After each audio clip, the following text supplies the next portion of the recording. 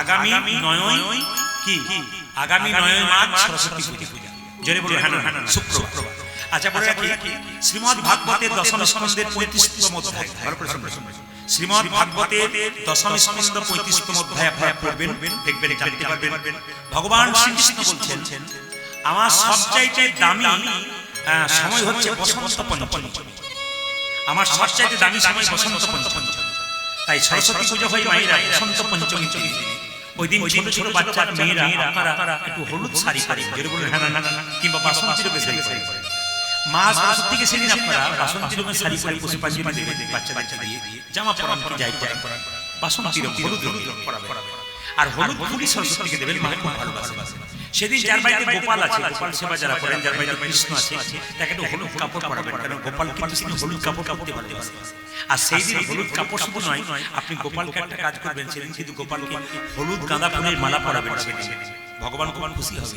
মা সরস্বতীকে যেমন পরাবেন, কৃষ্ণ পরাবেন। আর কি গোবিন্দের কাছে প্রার্থনা করবেন, প্রভু আমি তো অনেকটা শিখলাম, পরমার্থিক বিদ্যা শিখতে পারি, আমি যেন গোবিন্দের চরণে ভক্তি রাখতে পারি, এই বিদ্যা আমাকে শেখাও।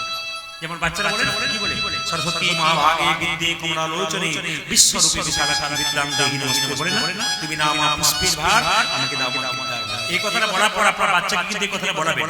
আমি আপনাদের নিবেদন করলাম, এটা কিন্তু শ্রীমদ্ ভাগবতের দশম স্কন্ধের 35তম অধ্যায়। একবার বললাম, পড়ে দেখে নেবেন। শ্রীমদ্ ভাগবত গীতার 35তম অধ্যায় দশম স্কন্ধে পরিষ্কার করে বলছে যে সেদিন ভগবান শ্রীকৃষ্ণকে যে হলুদ রঙের কাপড় পরাতে পারবে, সেদিন কৃষ্ণকে যে হলুদ রঙের মালা পরাতে পারবে, সেদিন কৃষ্ণকে যে হলুদ ফুল দিতে পারবে, কৃষ্ণ তার সাথে খুব খুশি হবে।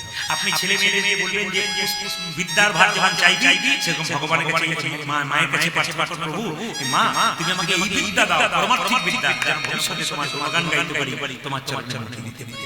এটা কিন্তু মা বাবাদের শিক্ষা। কারণ বলতো একজন মা একজন বাঘিনী তার বাচ্চাকে সাঁতার শেখায়, আগে কিন্তু বাঘিনী জলে নেমে যায়, তারপর বাচ্চাগুলো নামে, ভয়ে ভয়ে বাচ্চা নামতে চায়। সেরকম মা যদি ধর্মের পথে নেমে যায়, তাহলে বাচ্চা নামবে না। কি বলছে নামবে না? অবশ্যই নামবে। আরে বাবারা তো কাজের জন্য পয়সা রোজগার করে দোকানদারি ব্যবসা করতে বাইরে বাইরে, মায়ের হাতে হাতে ছেলেকে তৈরি করার দায়িত্ব। ওই জন্য প্রত্যেকটি মা জনগণকে বলবো, আপনার সন্তানগুলোকে তৈরি করার দায়িত্ব আপনার। কেন? বাবার চাইতে মায়ের কাছে সন্তান অনেক বেশি থাকে। সন্তানের প্রথম সময় কিন্তু মায়ের দায়িত্ব, আর দ্বিতীয় স্কুল তার পরিবেশ। আপনি পরিবেশে আপনার ছেলে যত বড় হবে, সবার কাছে নিবেদন রইল একটু পরীক্ষা করে দেখবেন আপনার ছেলে কার সঙ্গে মিশছে। আপনার ছেলে 25 বছর বয়স হবে, 26 বছর বয়স হবে, তখন দেখবেন আপনার ছেলে মেয়েরা কার সঙ্গে মিশছে। যার সঙ্গে মিশছে সেই ছেলেটা চলাফেরা কেমন, সেই ছেলে চলাফেরা খারাপ হয়, ওর সঙ্গে মেশা বন্ধ করুন। তাহলে আপনার ছেলে মেয়ে ভালো সাহস করুন, দেখবেন নিচ্ছে ভালো সাহস করুন, ভালো ভালো বলুন, ভালো জায়গাতে নিয়ে আসুন। কোন জায়গায় কথা শোনাতে দেখবেন ভাগবত গীতা যেটা সেখানে আলোচনা হয়, সেখানে বসে দেখবেন জীবন আপনাদের পরিবর্তন হবে। তো বলে রাখি, কুল খেতে নাই কেন, একটা ছোট্ট করে বলে দিই আপনাদেরকে, সবাই শুনবেন। বেদব্যাস এদিকে মহর্ষি বেদব্যাস, তিনি একবার সিদ্ধান্ত নিয়েছিলেন ব্রহ্মসূত্র বলে একটা গ্রন্থ রচনা করবেন। ভালো করে শুনবেন, এই কথাটা বলতে পারবেন না, কুল কেন খেতে নেই। সবাই শুনেন, সরস্বতী পুজোর আগে বাচ্চারা কুল দেন কেন দেন? মহর্ষি বেদব্যাস বললেন, সিদ্ধান্ত নিলেন আমি ব্রহ্মসূত্র গ্রন্থ রচনা করব। কোনো মতে করতে পারছি না। ব্রহ্মনদের তীরে আর দেখবেন চারটা ধামের নাম হচ্ছে বদ্রীনাথ। বদ্রীনাথের কুলে কুলে রাখবেন নাম বদ্রী। এই যে কুলের কথা বলেন না, কুল যে খান না, ওই কুলের একটা সংস্কৃত হচ্ছে বদ্রী ফল বলা হয়, ওটা সংস্কৃত ভাষায়। তো বদ্রীনাথ ধামে যেখানে ব্রহ্ম নদীর তট আছে, যেখানে সরস্বতী নদীর তট আছে, সেই জায়গায় কিন্তু বসে আমাদের ওই মহর্ষি বেদব্যাস ধ্যান করছে। ধ্যানে সুস্থ হয়ে মা সরস্বতী এসে বললেন, মহর্ষি বেদব্যাস তুমি ব্রহ্মসূত্র রচনা করতে পারবে। একটা কুলের বীজ তোমার সামনে দিলাম, এর থেকে চারা গাছ হবে, বড় গাছ হবে, ফল ধরবে। সেই কুল পেকে যেদিন তোমার মাথায় পড়বে, সেই দিন তোমার বছর লেখা সম্পূর্ণ হবে। হ্যাঁ তাই হলো। সেই কুল গাছ হলো, তার ফল হলো, বড় বড় পাকা হলো, পেকে যেদিন ফলটা পড়লো, সেদিন বসন্ত পঞ্চমী মা সরস্বতী পুজো। সেদিন তার সাধনায় সিদ্ধিলাভ করলো, সেই পাকা ফুলটা মা সরস্বতীর চরণে গিয়ে তারপর কিন্তু সেই ফুলটা বেদব্যাস গ্রহণ করলেন। এর থেকে শিক্ষা দেওয়া হয়, ছেলে মেয়েরা পড়াশোনা করছে মানে সাধনা করছে। আমাদের আপনারা কি ভাবেন যে আমরা কীর্তন করছি বলে লীলাটাকে মুখস্থ করেছি তা নয়, আমাদের বহু কিছু পড়াশোনা করতে হবে। আমার গাড়িতে যারা যায় এরা সব জানে যে আমি গাড়িতে এরা যদি মাঝে মাঝে একটু ঘুমাই, আমি কিন্তু খাতা পত্র বই চুপচাপ মুজি একটা করে জিনিস বুঝি একটা করে মনে করি। আমার গুরুদেব বলেছিল প্রত্যেকদিন সিদ্ধান্ত নিবি, 4টে করে শ্লোক, 4টে করে ইংরেজির কিছু, 4টে করে সাহিত্যের কিছু, 4টে করে তত্ত্বের কিছু পড়াশোনা করবি। যদি না করিস তাহলে বুঝবি সেই দিনটা তোর সবচেয়ে খারাপ যাবে। সিদ্ধান্ত নিবি যে প্রতিদিন 4টে হোক, 2টো হোক, কিছু না কিছু মুখস্থ করবি। এটা আমার গুরুদেব চলে গেছেন শক্তিপদ দাস, তিনি বহুদিন চলে গেছেন। তিনি কবিয়াল ছিলেন এবং কীর্তনে খুব বিখ্যাত খোল বাদক ছিলেন। তিনি আমাকে প্রথম দান লীলা দিয়েছিলেন। তিনি আমাকে প্রতিদিন কিছু না কিছু শিখবি, যেদিন শিখতে পারবি না বুঝবি সেই দিনটা তোর সবচেয়ে বাজে দিন। আমাকে স্মরণ করবি, যদি শিখতে না পারিস আমাকে বুঝবি তুই অপমান করবি। এই জন্য গুরুকে অপমান যেন না হয়, প্রতিদিন আমি একটা করে শ্লোক হোক, কিছু হোক, একটা করে প্রত্যেকদিন মুখস্থ করি। কেন? যদি আপনাদেরকে দিতে পারি কিছু শিখে। সবাই লক্ষ্য করুন, ব্রহ্মসূত্র সেদিন রচনা হয়ে গেল, মাথায় কুলটা পড়লো, কুলটা সরস্বতীকে দিল। ওই জন্য বাবা ছেলে মেয়েরা সাধনা করছে, পড়াশোনা করছে, ওই জন্য কুল মা সরস্বতীকে পুজো দিয়ে তারপর কুল খেতে হয়। তার আগে কিন্তু কুল খেতে নেই। রাধে রাধে। কীর্তনে কেউ যদি বলে, আমি বাসায় ছিলাম তখন একজন ব্যক্তি আমার কাছে গিয়েছিলেন, বয়স্ক বাবা, উনি গল্প করেছেন। তারপর একজন গিয়েছিলেন, উনি বলেছিলেন আজকে কি পালা করবেন। তো আমি তাকে বললাম পালা তো আমি জানি না। উনি বললেন পালা জানেন না? বললাম না। তবে কি জানেন? বললাম লীলা জানেন। কীর্তনের পালা হয়। কোনদিন কোন কীর্তনীয়াকে জিজ্ঞেস করবেন না যে কি পালা হয়। পালা নাটকের হয়, পালা যাত্রার হয়, পালা কীর্তনের হয়। পালা আমাদের জীবনে দুটো হয়, একটি আশার পালা আর একটি জোরে বলুন। আচ্ছা, ঠান্ডা মাথায় উত্তর দিন, যারা কীর্তন শুনতে এসেছেন কোন পালা শেষ হয়েছে, আশারটা না যাওয়া? আশারটা শেষ হয়েছে। ঠান্ডাতে মাথা খারাপ হয়ে গেছে। বাকি আচ্ছা, আশারটা শেষ হয়নি, যাওয়ারটা শেষ হয়েছে। জোরে বলুন হ্যাঁ। আচ্ছা, বাকি আছে কোনটা? কোনটা শেষ হয়েছে? আর বলবেন না, সবাই হ্যাঁ বলবো, কি করবেন? আশারটা শেষ হয়েছে, বাকি আছে কোনটা? জোরে বলুন। অনেকে ভয়ে বলছে না, যাবে না বলে। আচ্ছা, এদিকে দেখবেন মৃতদেহ যখন দরজা দিয়ে নিয়ে যায়, বলো হরি হরি বল, হরি হরি বল। আপনারা প্রণাম করেন না? জোরে বলুন হ্যাঁ না। আচ্ছা, প্রণাম করার পর কি ভাবেন বলুন তো? ও বোধহয় গেল, আমি বোধহয় যাবই না। কিন্তু দেখবেন যিনি হেলতে দুলতে যাচ্ছেন তাকে কিন্তু তিনি কিন্তু শিখিয়ে দিচ্ছেন, আমি মরি নাই, আমি তোমাকে শিখিয়ে দিলাম সংসারে যতই লাফালাফি করো, একদিন কিন্তু আমার মতো তোমাকে এরকম হেলতে দুলতে চলে যেতে হবে। আচ্ছা, তো মায়েরা, তাহলে যাওয়ার পালাটা, আসার পালাটা শেষ হয়েছে, বাকি আছে কোনটা? জোরে বলুন, একটু জোরে বলুন। এত যদি বুঝছেন যাওয়ার পালাটা শেষ, বাকি আছে, তাহলে আপনি মাথায় গোদরেজ দিচ্ছেন চুলে? হ্যাঁ। আচ্ছা, লীলাটির নাম হচ্ছে কৃষ্ণ সুদামা। বন্ধুত্বের সম্পর্ক। ভগবানের বন্ধু হতে গেলে ভগবানকে কিভাবে ভালোবাসতে হয় একটু জেনে নিন। এখানে সুদামা লীলাটি শুরু করবার আগে আপনাদের একটু বলে দিই, যে যেখানে বসে আছেন আবার একবার বলবো, কোনো এই যে এত সুন্দর আপনারা শীতের রাত্রিতে বসে আছেন, ভক্তি করে বসে শ্রবণ করবেন। বন্ধুত্ব অনেক রকমের আছে। প্রিয় বন্ধু কাকে বলে? উৎসবে ব্যসনা চৈব। মানে কি? মানে দেখবেন সুখের সময় বন্ধু অনেক হয়, দুঃখের সময় কয়জন হয়। সুখের সময় দেখবেন বন্ধু অনেক হয়ে যায়, দুঃখের সময় বন্ধু না। প্রমাণ আপনাদের গ্রামে কেউ যখন বিয়ে করতে যাবে তখন বরযাত্রী আগে যাবে। কেন বলুন তো? সুখের সময় ভালো খাবে, আনন্দ করবে, ঘর আসবে। কিন্তু বরযাত্রী আগে যাবে, বর পেছনে যাবে, কারণ সুখের সময়। আর আপনি যখন মারা যাবেন তখন মৃতদেহটা আপনার আগে যাবে, আর আত্মীয় স্বজন বন্ধু বান্ধব পেছন যাবে। এর থেকে প্রমাণ দুঃখের সময় মানুষ পেছনে, আর সুখের সময় মানুষ। এই একটা বন্ধুত্ব। আর বন্ধুত্ব কাকে বলে? দুর্ভিক্ষে বন্ধুত্ব এক থাকা চায়। যেমন ধরুন প্রচন্ড অভাব বেড়েছে সংসারে, দুই বন্ধু কাজ করতে গেছে কলকাতায়, একটা রুটি যদি বাজার থেকে কিনতে পারে, দুজনে অর্ধেক করে ভাগ করে খায়, তবেই হলো বন্ধুত্ব। আর একটা বন্ধুর কথা আপনাকে বলি, কোন রাজনীতির কারণে যেন বন্ধুত্ব কখনো না হয়, এটা আপনাদের কাছে নিবেদন। রাজনীতির কারণে বন্ধুত্ব যেন নষ্ট না হয়। আপনি রাজনীতি করবেন নিজের ব্যক্তিগত ব্যাপার, আপনার রাজনীতি থাকবে ব্যালট বক্সে, কিন্তু বন্ধুত্ব থাকবে হৃদয়ে। রাত্রিবেলায় বিপদে পড়লে কেউ আপনাকে বাঁচাতে আসবে না, আপনার পাশের বাড়ির বন্ধুটাই বাঁচাবে। তাই গ্রামে গ্রামে বন্ধুত্বের সম্পর্ক, ভালোবাসার সম্পর্ক তৈরি করুন, কৃষ্ণ ভক্ত হন।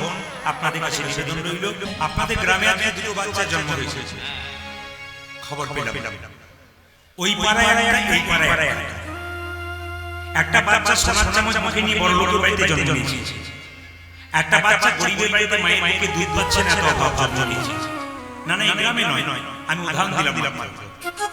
একই গ্রামে একদিনে দুটো বাচ্চা জন্ম নিল, একটা বাচ্চা সোনার চামচ নিয়ে বড় লোকের বাড়িতে, বিখ্যাত মানুষের বাড়িতে, আর একটা বাচ্চা করে গরিবের মানুষ যে খেতে পায় না তার বাড়ি।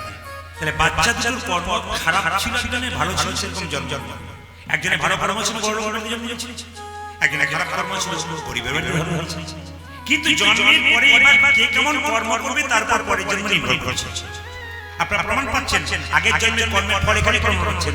যে বাচ্চার জন্ম নিল গরিবের বাড়িতে, মায়ের দুধ পাচ্ছে না, ও খারাপ কর্ম করছে। আর যে বাড়ি সোনার চামচ মুখে নিয়ে জন্ম নিল বাচ্চা, ওর ভালো কর্ম করছে।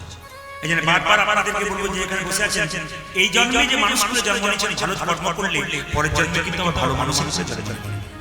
প্রমাণ দিচ্ছি। সুদামার জন্ম কোথায় হয়? বৃন্দাবনে।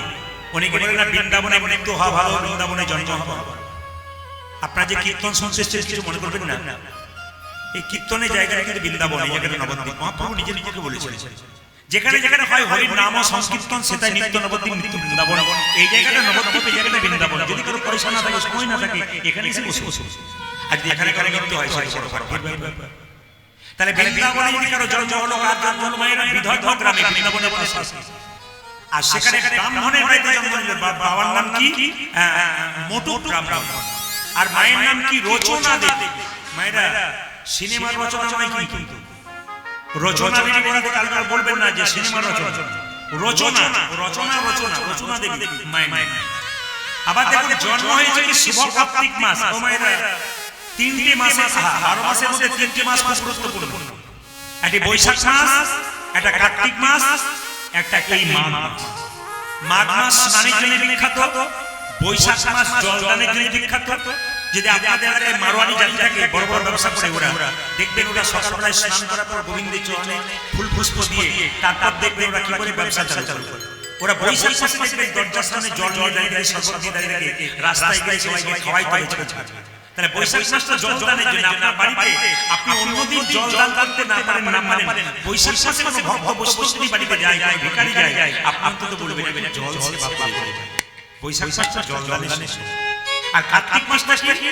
ওই তিনটে মাসের মধ্যে আবার শেষ হচ্ছে কার্তিক মাস। কেন? দামোদর মাস। স্বয়ং ভগবানকে মা যশোদা দামোদর দড়ি দিয়ে মেরেছিল, দামোদর মাস। এই মাসে জন্ম, কার্তিক মাসে। আর শুভ উত্থান একাদশীর দিনে জন্ম। যত রকমের ব্রত করছেন, শাস্ত্র বলছে আপনি জন্মাষ্টমী নাইবা করতে পারলেন, আপনি রাধাষ্টমী নাইবা করতে পারলেন, আপনি দুর্গাষ্টমী নাইবা করতে পারলেন, কিন্তু আপনি যদি একাদশী করতে পারেন, আপনারা কোনো কিছু লাগবে না। 12 মাসে 24টা একাদশী যদি তাও না করতে পারেন, 4টা করলেও পারা যায়। বলে কি কি? আমি যখন ইতিহাসে অনার্স নিয়েছিলাম একবার, তো তারপর আমি সাবজেক্টের মধ্যে গেলাম। আমাদের মাস্টারমশাই বলতেন 20টা নোট দেবো, এর মধ্যে 10টা পড়ে যাবে, এই 7টা পড়বো। তা আমরা ছেলে মেয়েরা তখন পড়াশোনা করবার সময় স্যারের কাছে যেতাম, প্রফেসরের কাছে, স্যার এক কাজ করুন 15টা করে দিন, 15-এর মধ্যে যেন 7টা পড়ে। আবার একদিন যেতাম, স্যার 10টা করে দিন, যেন 7টা পড়ে। আবার একদিন যেতাম, স্যার 8টা করে দিন, যেন 7টা পড়ে। মানে স্যার কিন্তু সংক্ষেপ করে দিতেন। সেরকম শাস্ত্রকাররা সংক্ষেপ করেছে, 12 মাসে 24টা একাদশী না করতে পারলে 4টা অন্তত করো। কি কি? শয়ন, উত্থান, পার্শ্ব মোড়া, তার মধ্যে ভীমে ছোড়া। শয়ন একাদশী করো, উত্থান একাদশী করো, পার্শ্ব একাদশী করো, ভৈমা একাদশী করো। যদি করতে না পারো, হিন্দু হয়ে 4টা একাদশী করো। মুসলিম সমাজের মানুষ 30 দিনে 30টা রোজা করে, ওরা জল তো খাওয়া দূরের কথা, থুতু গেলে না পর্যন্ত 30 দিন কিন্তু একবার নির্জলা থাকে, ভোর 4টা থেকে সন্ধ্যে 6টা পর্যন্ত। আর আমরা খেতে পাই তবু একাদশী করতে পারি না। কিন্তু কোন একাদশীর যিনি জন্ম নিল, যদি কেউ একাদশী ধরে তাহলে ওই উত্থান একাদশীকে ধরে। সবচেয়ে বড় একাদশী উত্থান একাদশী, সেদিন হচ্ছে সুদামার জন্ম। পদকর্তা বলছে দেখো দেখো দেখো, সুদামায় আসি জননী দেখো সুদামা যশে জন্ম নিল দেখো সুদামায়াসে জন্ম নিল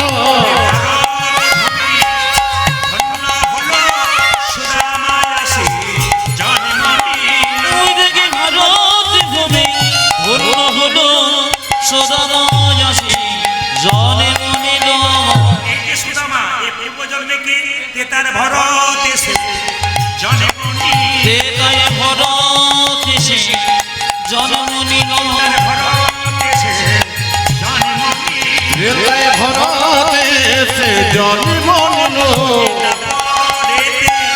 সুদামা হলো ভরত এসে জন্ম নিল ওই দেখি দামোদরে সুদামা হলো তেতায় ভরত এসে জন্ম নিল তারপরে সুদামালে ভরত এসে জন্ম নিল তারপরে সুদামালে ভরত এসে জন্ম নিল ভরতে সে জন্ম নিল ধরে বলুন রাধে রাধে একসঙ্গে বলবেন খুব খুশি হবে একবার প্রেম সে বলবেন কেন কৃষ্ণ নিজের মুখে বলেছে কেউ যদি আমাকে বিনামূল্যে কিনতে চায় তাকে কিছু বলতে হবে না শুধু রাধে রাধে বললে আমি তার কাছে বিক্রি হয়ে যাই যদি কৃষ্ণের কথাটা তাই হয় যে রাধে রাধে বললে আপনি কৃষ্ণের কাছে বিক্রি হয়ে যান তাহলে আপনি রাধে রাধে বলুন না জোরে বলুন কি বলতে হবে দোনো হাত উঠাকে বলো আর একটু জোরে বলো মাঝে মাঝে বলবেন আপনারা আমি খুব খুশি হব এই জায়গাটা বৃন্দাবন তৈরি হয়ে গেছে তেতার ভরত এসে জন্ম নিল একটু শুনবেন রামায়ণ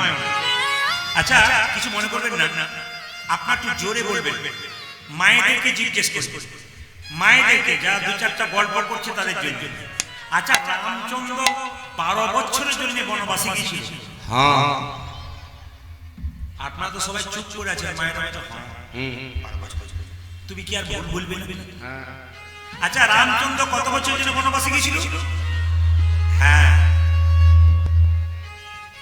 রামচন্দ্র 14 বছরের জন্য বনবাসে গিয়েছিল আচ্ছা বাবা রামচন্দ্র 16 বছরের জন্য গেল না 11 বছরের জন্য গেল না 14 বছরের জন্য কেন গেল খুব যুক্তির কথা কীর্তন শুনতে এসছেন আপনি জানবেন না তা বললে হবে কিছু গূঢ় তত্ত্ব আছে যেগুলো জেনে যেতে হবে যারা সেরকম ব্যক্তিত্ব নিয়ে কীর্তন শুনতে এসছেন তারা হাঁ করে আছেন জানবার জন্য আস্তে আস্তে রামচন্দ্র 14 বছরের জন্য বনবাসে গেল কেন বলুন তো না কই মা রামচন্দ্রকে 14 বছরে বনবাস চাইলো মন্থরার দ্বারা একটা কারণে 12 বছরে এক যুগ এইদিকে 12 বছরে এক যুগ যদি কোনো বাড়িতে একটা ছেলে বাইরে চলে যায় ঘর থেকে বেরিয়ে 12 বছর তার খোঁজ না মেলে তবে তার সাধ্য কাজ করা যায় জেনে নেবেন আপনার বাড়ি কোনো ছেলে যদি বাইরে চলে গেছে 12 বছর পেরিয়ে গেল তাহলে শাস্ত্র অনুযায়ী তার সাধ্য কাজ করা যায় 12 বছর পেরিয়ে এখন কই জানে যে 12 বছর পেরিয়ে যায় তারপর আরো 2 বছর পেরিয়ে যায় রামচন্দ্র থাকবেন তাহলে আমার ছেলে ভরত চিরকাল রাজা হয়ে থাকবে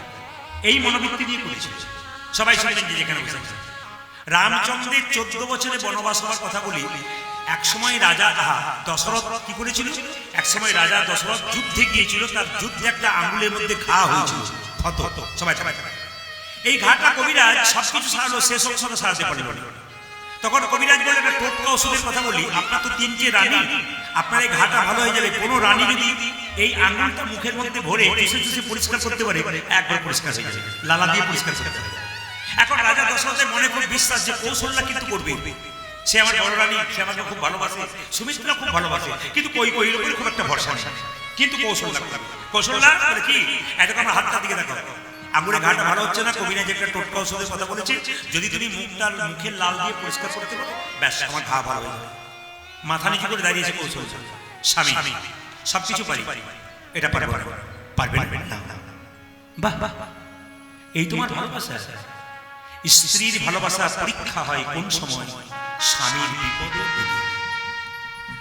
স্বামীর বিপদের সময় স্ত্রী যদি পাশে থাকে একবারে সারাটা জীবন জানবেন তিনি হচ্ছেন আসল স্ত্রী আর স্বামী বিপদে পড়েছে তখন অন্য পথে চলতে শুরু করলো ওটা স্ত্রী নয় ওটা সহধর্মিনী নয় ওটা সহপাপিনী ছিল সবাই লক্ষ্য করুন কৌশলটা কোনো মতেই করলো সুমিত্রা তুমি সুমিত্রা বলল স্বামী আমিও পারলাম না ওই তোমার ওই আঙুলটাকে মুখ দিয়ে লাল লাল পরিষ্কার করতে না আমি পারবো ব্যাস ঠিক আছে আচ্ছা দেখি কই কইকে দেখি, ও তো করবেই না। এই যে কই কই স্বামী, আমার আঙুলটাতে ঘা হয়ে গেছে, পরিষ্কার করে দিতে পারবে? লালা দিয়ে মুখে আঙুলটা ভরে ভরে।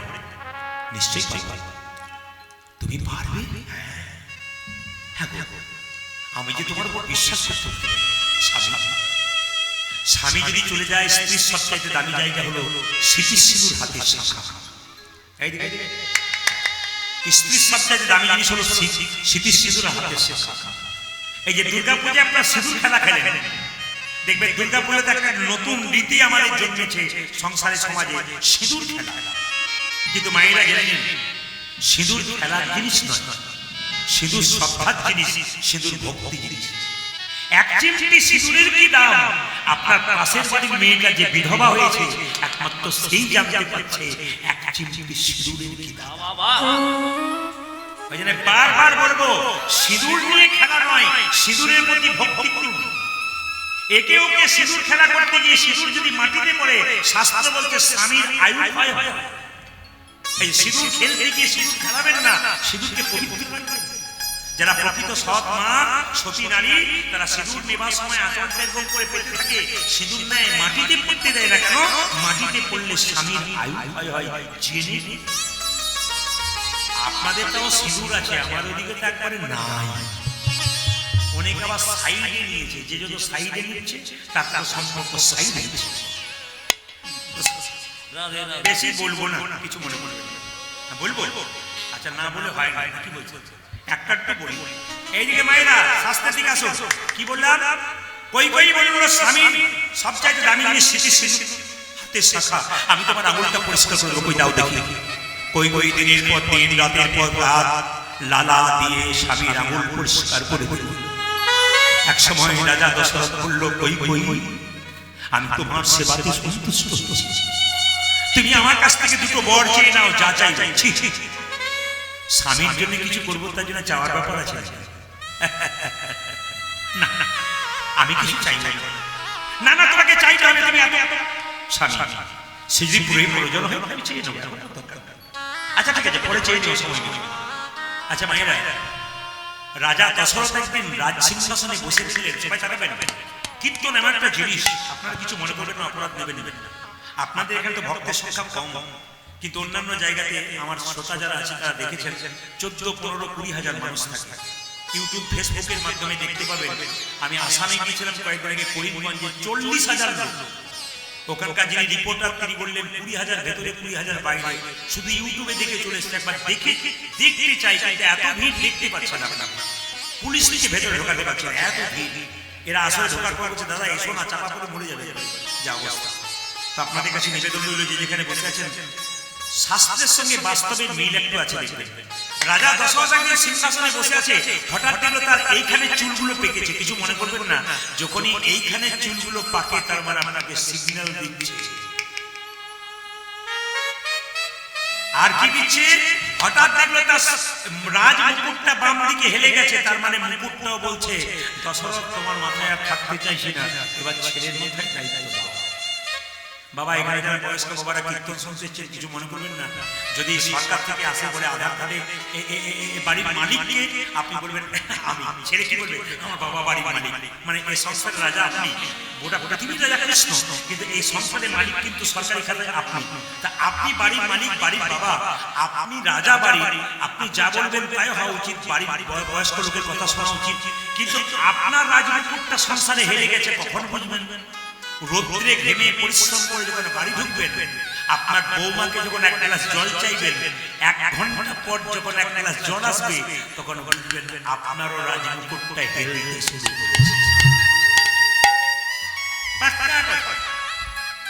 এই সংসার আপনাকে চাইছে না, আপনি কখন বুঝবেন?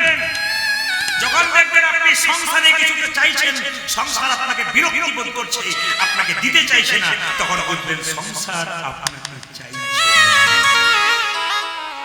সবাই জানে রাজা দশরথ বলল, কালকেই রামের রাজ্যাভিষেক হবে, রাম রাজা হবে। কই কই মা ফুলের মালা গাচ্ছে রামের গলায় পরাবে, আমার রাম রাজা হবে, আমার রাম রাজা হবে। কই কই তো জন্ম দেয় নাই, তবু বলছে আমার রাম রাজা হবে, আমি রামকে। পাশ থেকে একটা মেয়ে কানের সামনে বলে উঠলো, কি করছিস? মালা গাঁথছি। কার জন্যে? রামের জন্য। রাখ রাখ রাখ ওই মালা। কার জন্য গাচ্ছি? রামের জন্য। আরে কৌশল্যা হবে রাজমাতা, তুই তো ভিখারিনী হবি। এক কাজ কর, রাজা দশরথের সেবা করেছিল তখন দুটো বর পাওনা ছিল। এক বরে চেয়ে নে রামচন্দ্রের 14 বছরের বনবাস, এক বরে পুত্র ভরতের সিংহাসন। আপনার সবাই স্টপ থাকবেন, শুধু জিজ্ঞেস করবো, উত্তর দেবেন। বলুন তো, বিমাতা কই কই সুন্দর মালার গাছ ছিল, রামের প্রতি মন ছিল, কিন্তু একজন কানের মধ্যে বিষ ঢাললো। মেয়েটির নাম কি? এমন ভাবে বলছেন যেন আপনাদের পাড়ার মেয়ে বোধ হয়। না না, আসলে তা নয়। পাড়ায় পাড়ায় গ্রামে গ্রামে মন্থরা দেখতে পাবেন। ও মায়েরা, যখন মন দিয়ে কীর্তন শুনবেন, আপনার কানের সামনে বিষ মন্ত্র ঢালবে, তখন বুঝবেন মন্থরা পার্টি পাঠিয়ে দিয়েছে। এইবার আপনার পাশাপাশি কেউ গল্প করলে বুঝে নেবেন মন্থরা এসেছে। এর সঙ্গে সঙ্গে দেবেন না, উল্টো হয়ে যাবে। এই দিকে তাকান। আমি বলতে চাইছি, আমার মায়েদের কাছে একটা নিবেদন রইল, সুন্দর কথা শুনে নিন। সমাজ শিক্ষামূলক কথা, কীর্তনের মধ্যে বাস্তব শিক্ষা কি? আপনি সংসারে ভালো কাজ করছেন, আপনি যখনই সংসারে শ্বশুর বাড়িতে ভালো কাজ করবেন মায়েরা, তখন আপনার বাবার বংশটার প্রমাণ পাওয়া যাবে। আপনি দুটো বংশ রক্ষা করবেন, একটা বাবার বংশ, একটা শ্বশুর বংশ। কোনো মেয়ে যদি শ্বশুর বাড়িতে ভালো ব্যবহার করে, লোকে বলবে বাবার বংশটা খুব ভালো। যখন আপনি ভালো কাজ করবেন সংসারে, তখন দেখবেন পাশ থেকে পাড়ার মেয়েরা বলবে, তোর এত খাটাখাটির কি দরকার আছে? ওরা বসে বসে খাবে, তুই খেটে মরবি। তার মানে আপনার কানে বিষ ঢালছে।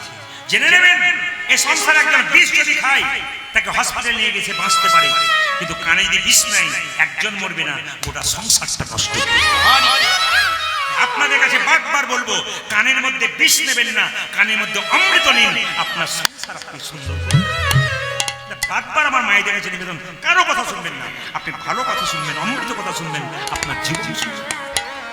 সবাই থাকে তো যেই না এই কথাটি বলেছে মন্থরা, আর বলো তাহলে আমি এখন চাইবো কি করে? বলছে কালকে রাম রাজা হবে তো, তুই সকালবেলা এক কাজ করে বিছানাতে শুয়ে থাকবি, বালিশের মুখ লুকিয়ে কাঁদবি, নকল কান্না।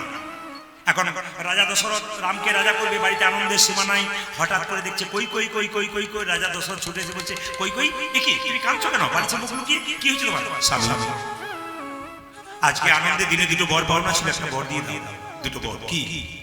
এক বরে পুত্র ভরতের সিংহাসন, আর একবারে রামচন্দ্রের 14 বছরের বনবাস। রাজা দশরথ কেঁদে কেঁদে বলল, কই কই তুমি যদি আমার চাইতে ছোট না হতে, আমি তোমার পা দুটো ধরে কাঁদতাম। রাম আমার শুধু সন্তান নয়, রাম হলো আমার হৃদয়। ও যদি বনবাসে চলে যায়, আমি আর বাঁচবো না। তুমি যা চাইবে চাও, কই কই আমার রামকে তুমি বনবাসে পাঠিও। বারবার যখন কাঁদছে, কই কই বরে অটল, আমি দুটো বর চাই। ইনি হলেন রাম। এসে কই কই মাকে বলছে, মা আমি জীর্ণ বসন করেছি, বনবাসে যাব। কই কই বলল, তুই বনবাসে যাবি? হ্যাঁ। আমি বনবাসে না গেলে সাধুগুরু বৈষ্ণবরা উদ্ধার হবে কি করে? তুমি তো আমাকে বনবাসে পাঠিয়ে খারাপ কাজ করনি, তুমি ভালো কাজ করেছো। দেখুন, রামচন্দ্র রাজা হল, তাতেও রামের আনন্দ নাই, আর রামচন্দ্র বনবাসে যাবে, তাতেও দুঃখ নাই। ইনি হলেন রাম, মর্যাদা পুরুষোত্তম। আমরা দুঃখতে দুঃখ পাই, আনন্দ একবারে বিগড়িত হয়ে যায়। রামচন্দ্র রাজা হবে, তাতেও আনন্দ নাই, আর রামচন্দ্র বনবাসে যাবে, তাতেও কোনো দুঃখ নাই। দুঃখেও যেমন, সুখেও তেমন, ইনি হলেন রাম। শিক্ষা আছে রামায়ণ মহাভারতের মধ্যে, দারুণ দারুণ শিক্ষা আছে। আপনারা হয়তো জানেন না, আমি পশ্চিমবাংলার বাইরে ত্রিপুরাতে প্লেনে করে প্রচুর গান করতে যাই। ত্রিপুরার মানুষ পালাপত্র কিছু বোঝে না, কিন্তু ওরা এত সুন্দর সুন্দর ভাগবতীয় কথা, রামায়ণের কথা বোঝে। ওরা বলে 3 ঘন্টা শুধু আপনি ঝেড়ে দিন রামায়ণ মহাভারত, আমরা কিচ্ছু চাই না, যা চাইবেন তাই দেবেন। এত ভালোবাসার মানুষ। এক একটা এলাকায় এক একটা রীতি আছে, সেই রীতি অনুযায়ী করতে হয়। সবাই লক্ষ্য করুন, রামচন্দ্র 14 বছর যেন বনবাসে যাচ্ছে, সেই সময় কৌশল্যা বলল, রাম তুই বনবাসে যাচ্ছিস, এক বাটি দুধ খেয়ে নে, তোকে 14 বছর দুধ খাওয়াতে পারবো না। যেই না দুধের বাটিটা রামের মুখে দিতে গেছে, আপনি কই কই দুধের বাটিটা কেড়ে বলো, দুধ খাওয়াবে। রামচন্দ্র দাঁড়িয়ে আছে, মা তোমার সবকিছুই ভালো ছিল, এই জায়গায় তুমি খুব খারাপ করলে। দুধের বাটি আমার মুখ থেকে তুমি কেড়ে নিলে। এক ফোঁটা দুধের যে কি দাম সেটা পরে তুমি বুঝতে পারবে, আজকে নয়। সবাই লক্ষ্য করো, রামচন্দ্র 14 বছর বনবাসে গেলেন, 14 বছর ফিরে আসছেন 14 বছর পর। কিন্তু পুত্র ভরত সে মামার বাড়িতে ছিল, এসে কৈকেয়ীকে বলল, মা তুমি আমার রাম দাদাকে বনবাসে পাঠিয়েছো, তোমাকে আমি বন্দি করে রাখলাম, তোমাকে 14 বছর মা বলে রাখবো না। মা যদি মায়ের মতো না হয় সেই মাকে ত্যাগ করা যায়। কৈকেয়ীকে ভরত 14 বছর ত্যাগ করেছিল। বাবা যদি বাবার মতো না হয় সেই বাবাকে ত্যাগ করা যায়। হিরণ্যকশিপুকে ভক্ত প্রহ্লাদ ত্যাগ করেছিল। গুরু যদি গুরুর মতো না হয় তবে সেই গুরুকে ত্যাগ করা যায়। বলি রাজা শুক্রাচার্যকে ত্যাগ করেছিল। শিখে নিন, কথাগুলো শিখে নিন। ত্যাগ করে যদি না হয় মনের মতো ত্যাগ করা যায়। গুরু যদি গুরুর মতো না হয় তাকেও ত্যাগ করা যায়, যদি মনের মতো না হয়। সঙ্গে সঙ্গে বললো, তোমাকে 14 বছর বন্দি করে রাখলাম। কৈকেয়ী মা বাড়ির ভেতর থেকে কেঁদে কেঁদে বলতো, রাম আমি জানি তুই আমার জন্য বনবাসে গেছিস, তবে এই দেখ 14 বছর পর তুই যখন বনবাস থেকে আসবি, এক হাতে নবনীর ভাণ্ড এক হাতে বিষের ভাণ্ড নিয়ে তোর কাছে যাবো। তুই যদি আমায় মা বলে ডাকিস আমি নবনীর ভাণ্ড তোর মুখে তুলে দেবো, আর যদি মা বলে না ডাকিস তবে বিষের ভাণ্ড আমার মুখে নিয়ে আমি চিরকাল তোর প্রাণ তলে চরণ তলে প্রাণ বিসর্জন করব। তবু তো বুঝবো মরণটা আমার ভগবানের চরণ। অন্তর্যামী ভগবান জানতে পারলেন মায়ের মনের কথা। রামচন্দ্র 14 বছর পর বনবাস থেকে আসছে, বিমাতা কৈকেয়ী যাচ্ছে, সবাই যাচ্ছে। বিমাতা কৈকেয়ী এক হাতে নবনীর ভাণ্ড এক হাতে বিষের ভাণ্ড নিয়ে যাচ্ছে কেঁদে কেঁদে।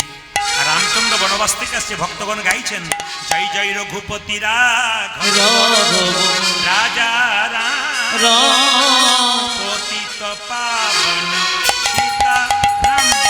জয় জয় রঘুপতি রাঘব রাজা রাম পতিত পাবন সীতারাম। রঘুপতি রাঘব রাজা রাম পতিত পাবন সীতারাম। জয় জয় রঘুপতি রাঘব রাজা রাম পতিত পাবন সীতারাম। ঈশ্বরী আল্লাহ তেরো নাম সর্ব সুমতি ভগবান। আজ ঈশ্বরী আল্লাহ তেরো নাম সবই কুসুমতি দে ভগবান। ঈশ্বরী আল্লাহ তেরো নাম সর্ব সুমতি ভগবান। আজ ঈশ্বর জানা তের নাম সবই কসুমতি দে ভগবান। রঘুপতি রাঘব রাজা রাম পতিত পাবন সীতারাম। জয় জয় রঘুপতি রাঘব রাজা রাম পতিত পাবন সীতারাম। বিমাতা কৈকেয়ী কাঁদতে কাঁদতে যাচ্ছে, এক হাতে নবনীর ভাণ্ড এক হাতে বিষের ভাণ্ড নিয়ে। একবার আমায় মা বলে ডাক, আমার নারী জনম হরে রাম একবার আমার মা বলে রাম নারী জনমে ধন্য হবে। একবার আমায় মা বলে ডাক, নারী জনম ধন্য হবে। ও জয় জয় একবার রামায় মা বলে ডাক, নারী জনম ধন্য হবে। মামা বলে ডাক রে একবার। হরে রাম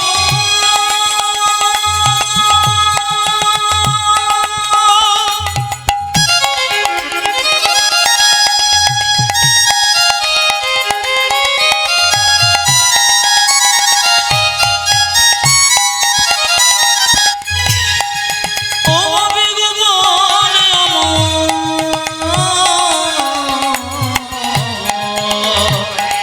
মামা বলে ডাকিরে নারী জনমে ধন্য হবে। একবার আমায় মা বলে ডাক, নারী জনম ধন্য ও হবে। জয় জয় একবার জামায় মা বলে ডাক, নারী জনম ধন্য হবে। বিমাতা কৈকেয়ী চলেছে, এক হাতে নবনীর ভাণ্ড বিষের ভাণ্ড নিয়ে। রামচন্দ্র জয়দেব বলল, মা তুমি কেমন আছো? বিমাতা কৈকেয়ী নবনীর ভাণ্ড রামের মুখে তুলে দিলেন। রাম কেঁদে কেঁদে বলছে, মা তুমি কেমন আছো? বিমাতা কৈকেয়ী বলছে, ওরে রাম কথা দিয়ে তুই আমার গর্ভে জন্ম নিয়ে আমার স্তনদুগ্ধ পান করে তুই মনোবাসনা পূর্ণ করবি। এই যুগে তো তুই আমার গর্ভে জন্ম নিতে পারলি না। আমার গর্ভে জন্ম নিয়ে আমার স্তনদুগ্ধ পান করে তুই মনের বাসনা পূর্ণ করবি। রামচন্দ্র বলল, মা গো, এই যুগে তো হবে না। আগামী দাপরে কংসের কারাগারে জন্ম নেব আমি। আমার নাম হবে কৃষ্ণ, তুমি হবে দৈবকী। তোমার গর্ভে জন্ম নেব, তোমার স্তনদুগ্ধ পান করতে পারবো না। কেন জানো? যেদিন বনবাসে যাচ্ছিলাম আমার মুখ থেকে দুধের বাটি খেয়ে তুমি মাটিতে ফেলে দিয়েছি। সেই দিন বুঝবে যেদিন আমাকে কৃষ্ণ রূপে জন্ম দেবে, আমি তোমার স্তনদুগ্ধ পান করবো না। সেদিন তোমার কেমন হবে? দৈবকী হলো, রামচন্দ্র কৃষ্ণ হলো। জন্মের পরে কৃষ্ণ কি করলো? চলে গেল। আচ্ছা মায়েরা, বাচ্চা জন্মের পর বাচ্চা যদি মারা যায় বা বাচ্চাকে কেউ নিয়ে যায়, মায়ের দুগ্ধ দেখবেন আপনা আপনি পড়তে থাকে। দৈবকী কেড়ে কেড়ে বলছে, ওরে কৃষ্ণ, আমার যে এই স্তনদুগ্ধ আপনা আপনি মাটিতে খসে পড়বে, গড়গড় করে পড়বে, আমার দুগ্ধটা কি হবে? ভগবান রামচন্দ্র বলেছিল, যেদিন তুমি দৈবকী হবে, আমি যেদিন কৃষ্ণ হব, আমি যেদিন চলে যাব নন্দালয়ে, তখন তোমার দুগ্ধ মাটিতে পড়বে। আমি তোমার কথা দিলাম, যে মাটিতে দুগ্ধ পড়বে সেই মাটিতে চিড়ের মালসা তৈরি হবে। এই যে আপনারা চিড়ের মালসা দেন না ভগবানের ভোজনে, ভগবানের যেখানে আটন পাতা হয়, চিড়ের মালসা হয় না বাবা? ওই চিড়ের মালসা মাটিটা কোথা থেকে তৈরি হয়? খুব ভালো করে জানি। দৈবকের স্তনদুগ্ধ যে মাটিতে পড়েছিল তার থেকে কিন্তু তৈরি হয়েছিল চিড়ের মালসা। কি সুন্দর ব্যাপার আছে প্রত্যেকটি জিনিসের মধ্যে, শিক্ষা আছে প্রত্যেকটি কথার মধ্যে। জেনে নেবেন, অজানা জিনিস জানা, এরই নাম কীর্তন। সবাই লক্ষ্য করুন, কথা দিলাম মা, তারপরে কৃষ্ণ হবো, তুমি হবে দৈবকী, তোমার গর্ভে জন্ম নিতে পারবো, কিন্তু তোমার স্তনদুগ্ধ পান করতে পারবো না। তবে তোমার গর্ভে জন্ম নিয়ে তোমার স্তনদুগ্ধ পান করে তোমার মনোবাসনা পূর্ণ করবো। যেদিন নদী আই গৌরাঙ্গ, যেদিন নদী আয় গৌরাঙ্গ, নদী আই গৌরাঙ্গ, উজাজ নদী আই গৌরাঙ্গ হব, ধর্ম শিখাইব, নদী আই গৌরাঙ্গ, যেদিন আচরি ধর্ম শেখাইব, নদী আয় গৌরাঙ্গ, আচরি ধর্ম শিখাইব, হরি মন বয়ারে বলাইব, আজ আচরি ধর্ম শেখাইব, বলি বলিয়ারে বলাইব, আজ আচরি ধর্ম শিখাইব, বলি বলিয়ারে বলাইব, আমি নদী আই গৌরাঙ্গ হব। ভাই লক্ষ্য করুন, মায়েরা যে এখানে বসে আছেন, রামচন্দ্র 14 বছর জন্য বনবাস থেকে ফিরে এলো, কিন্তু পুত্র ভরত মানে ভাই ভরত চিৎকার করে বলল, দাদা তুমি তো 14 বছর জন্য বনবাসে এসেছো। যখন রামচন্দ্র বনবাসে ছিল তখন ভাই ভরত ছুটে গিয়ে বলল, আমি রাজা হব না। এই দিকে আমাদের সমাজে ভাই যদি ভাইকে ঠকাতে পারে তবে এক ভাই খুব খুশি হয়, কিন্তু ভরত গিয়ে বলছে, দাদা যে সিংহাসনে তোমার জায়গা, আমি সেই সিংহাসনে বসবো না। রামচন্দ্র বলছে, আমি 14 বছর না পেরোলে যাবো না, কারণ পিতৃ সত্য পালন করবার জন্য এসেছি, আমি কোনো মতেই যাবো না। বলছে, দাদা আমি কোনো মতেই সিংহাসনে বসবো না। রামচন্দ্র বলছে, বসবি না? যে না, তবে এক কাজ কর, নিচে বসে সিংহাসন, নিচে বসে তুই রাজকার্য পরিচালনা করবি। দাদা নিজে যদি বসে আমাকে রাজকার্য পরিচালনা করতে সিংহাসনে না বসতে হয়, তোমার খড়ম যুগল দাও, আমি সিংহাসনে বসাবো, আর তোমার খড়মকে প্রণাম করে আমি রাজকার্য পরিচালনা করবো নিচে কুশ আসনে বসে। 14 বছর ধরে ভরত সিংহাসন লাভ করেছিল, কিন্তু সিংহাসনে বসে না, কুশ আসনে বসেছিল, আর খড়ম যুগলকে প্রণাম করেছিল। রামচন্দ্র এসে বলেছিল, ওরে ভরত, তুই আমার জন্য এত করলি, আমি তোকে কথা দিলাম, এ যুগে তুই আমার প্রাণের ভাই ভরত হলি, কিন্তু আগামী তারপরে আমি যখন কৃষ্ণ হব, তুই আমার বন্ধু রূপে জনমে নিবি, বন্ধু রূপে জনমে নিবি, বন্ধু রূপে জনমে নিবি, তুই আমার বন্ধু রূপে জন্মে নেবি, সুদামা হয়ে জন্ম নিবি, বন্ধু রূপে জনমে নিবি, ও তুই সুদামা হয়ে জন্ম নিবি, বন্ধু রূপে জন্ম নেবে, মনে বাসনা পরাইবে, বন্ধু রূপে জন্ম নেবে, মনে বাসনা পরাইবে, বন্ধু রূপে জন্ম নেবে। কৃষ্ণ বৃন্দাবনে জন্ম নিল, বিধর্ম গ্রামে বৃন্দাবনের পাশেই সুদামা জন্ম নিল। ছোট থেকে সুদামা কৃষ্ণ খেলা করে, এখন যখন গোষ্ঠে যায় সকালবেলায় খুব আনন্দ করে খেলা করে, প্রিয় বন্ধু তো কিভাবে খেলা করছে দেখুন মায়েরা সবাই লক্ষ্য করুন কিভাবে খেলা করছে পদকর্তা বলছে যে কৃষ্ণ বলরাম 26 জন সখা মিলে কিভাবে খেলা করছে কানাই খেলেছে বিনোদ খেলা কানাই খেলেছে বিনোদ খেলা পুরি কানাই খেলেছি বিনোদ খেলা গো কানাই খেলেছি বিনোদ খেলা কানাই খেলেছে বিনোদ খেলা কানাই খেলেছে বিনোদ ও কানাই খেলিছে বিনোদর খেলা গো কানাই খেলিছে বিনোদ খেলা গায়ে রাঙা মাটি কোটি তটে ধরে কানাই গায়ে রাঙা মাটি কোটি তটে ধরে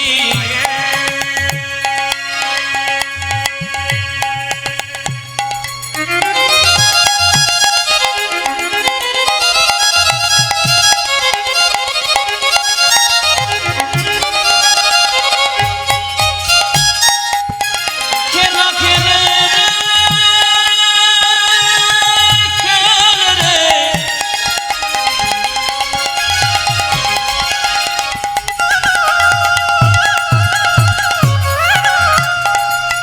ভাই কানাইয়া খেলে রে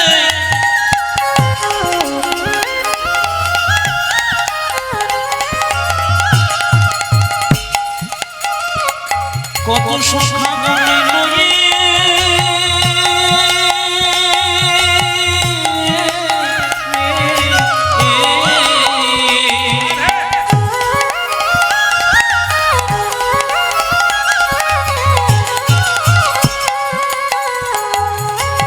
কানাই খেলা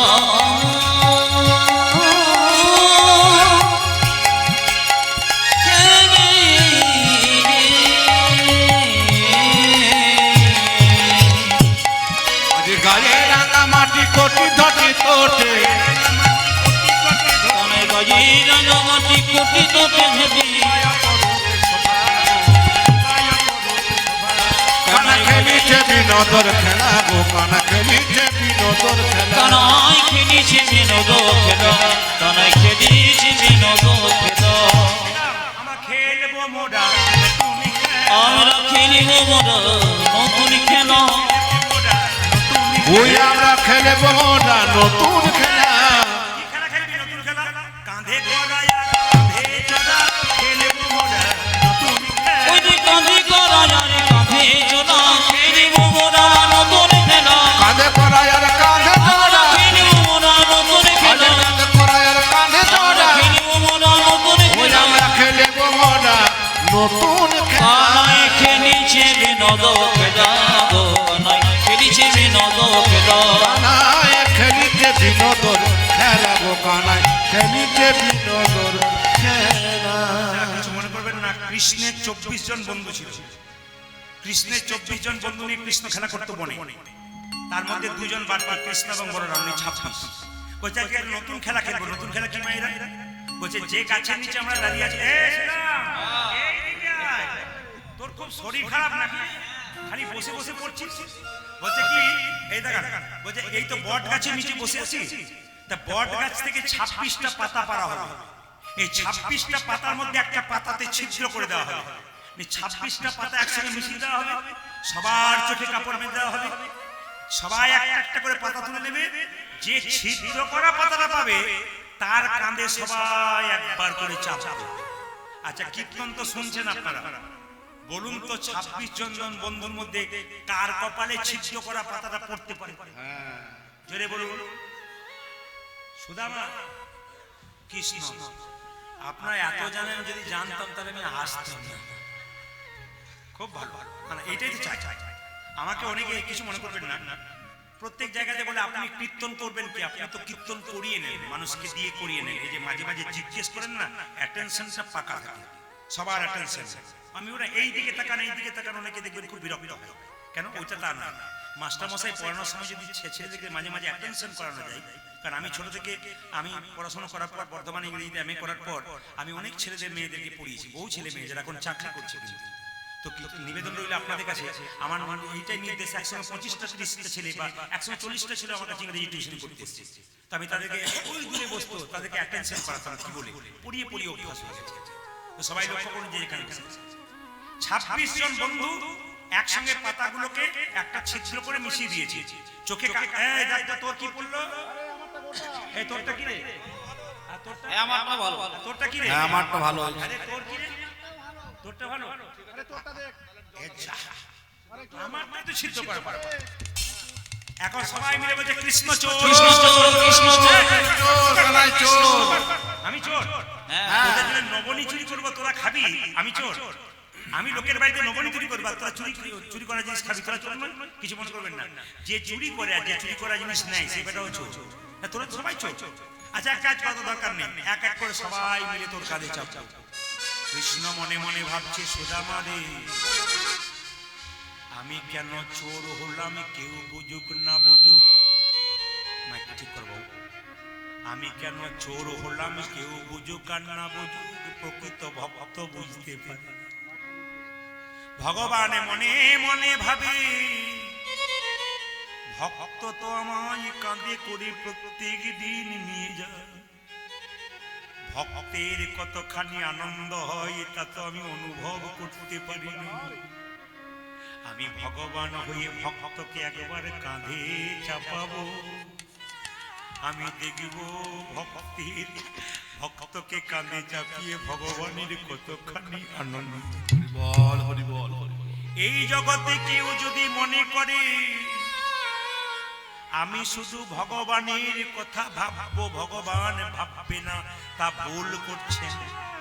শাস্ত্র বলছে যে যথামাং প্রপদ্যন্তে তাংস্ততৈব ভজাম্যহম মমাবৎমানুবর্তন্তে মনুষ্য পার্থ সর্বস্বঃ। ভগবান নিজের মুখে বলছে যে আমায় যেমন ভাবে ভালোবাসে রে সুদামা, আমি তাকে তেমন ভাবে ভালোবাসি। কেউ যদি সারা দিনের মাথায় আমায় 1 ঘন্টা ভালোবাসে, আমি তাকে তেমন ভালোবাসি। আর কেউ যদি সারাদিন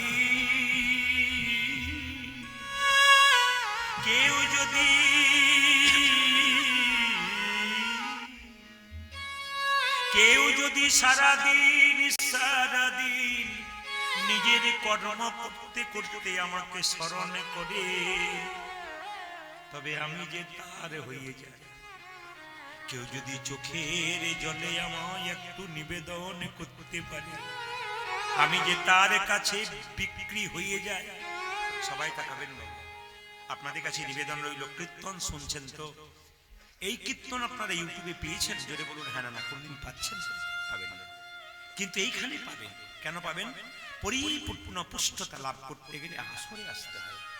টিভিতে অনেক জায়গায় চ্যানেলে দেয়, আমাকে ভক্তরা বলেন আপনার কীর্তনটা না শুনলে সারা দিনের মাথায় বিরক্ত হয়ে যায়, একদিন অন্তত 1/2 ঘন্টা না শুনলেও টিভিতে দেয় বাবা, 10 মিনিট দিয়ে আবার কেটে অন্যজনের দিয়ে দেয়।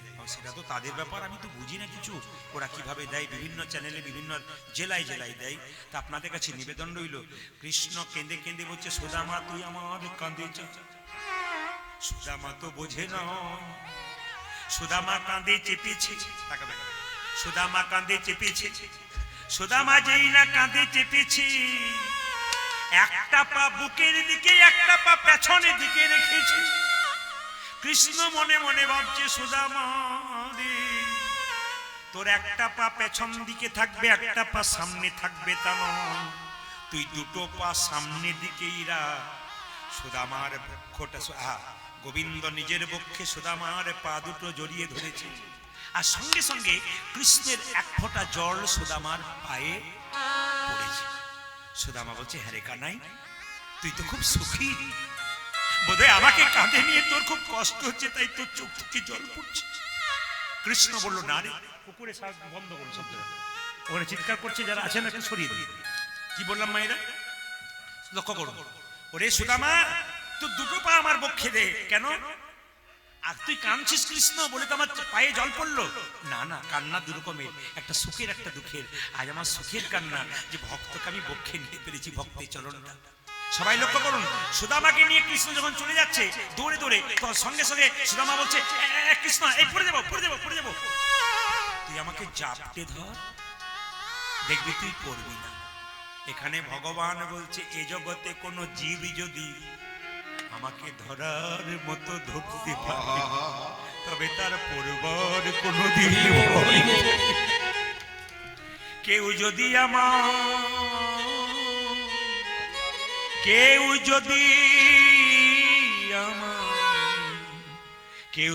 আমায় ধরার মতো ধরতে পারে সে আর পরার ভয় নাই।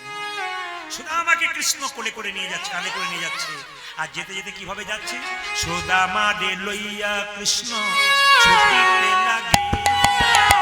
সুদামারে লইয়া কৃষ্ণ ছুটিতে লাগিল। সুদামা রে লইয়া কৃষ্ণ ছুটিতে লাগিল। ওইটা যে সুদামাকে লইয়া কৃষ্ণ ছুটিতে লাগিল। অয়ঙ্গ বৃক্ষতলে আসিয়া দাঁড়ায়। আজি পঙ্কজ বিক্ষতনে আসিয়া দাঁড়ালো।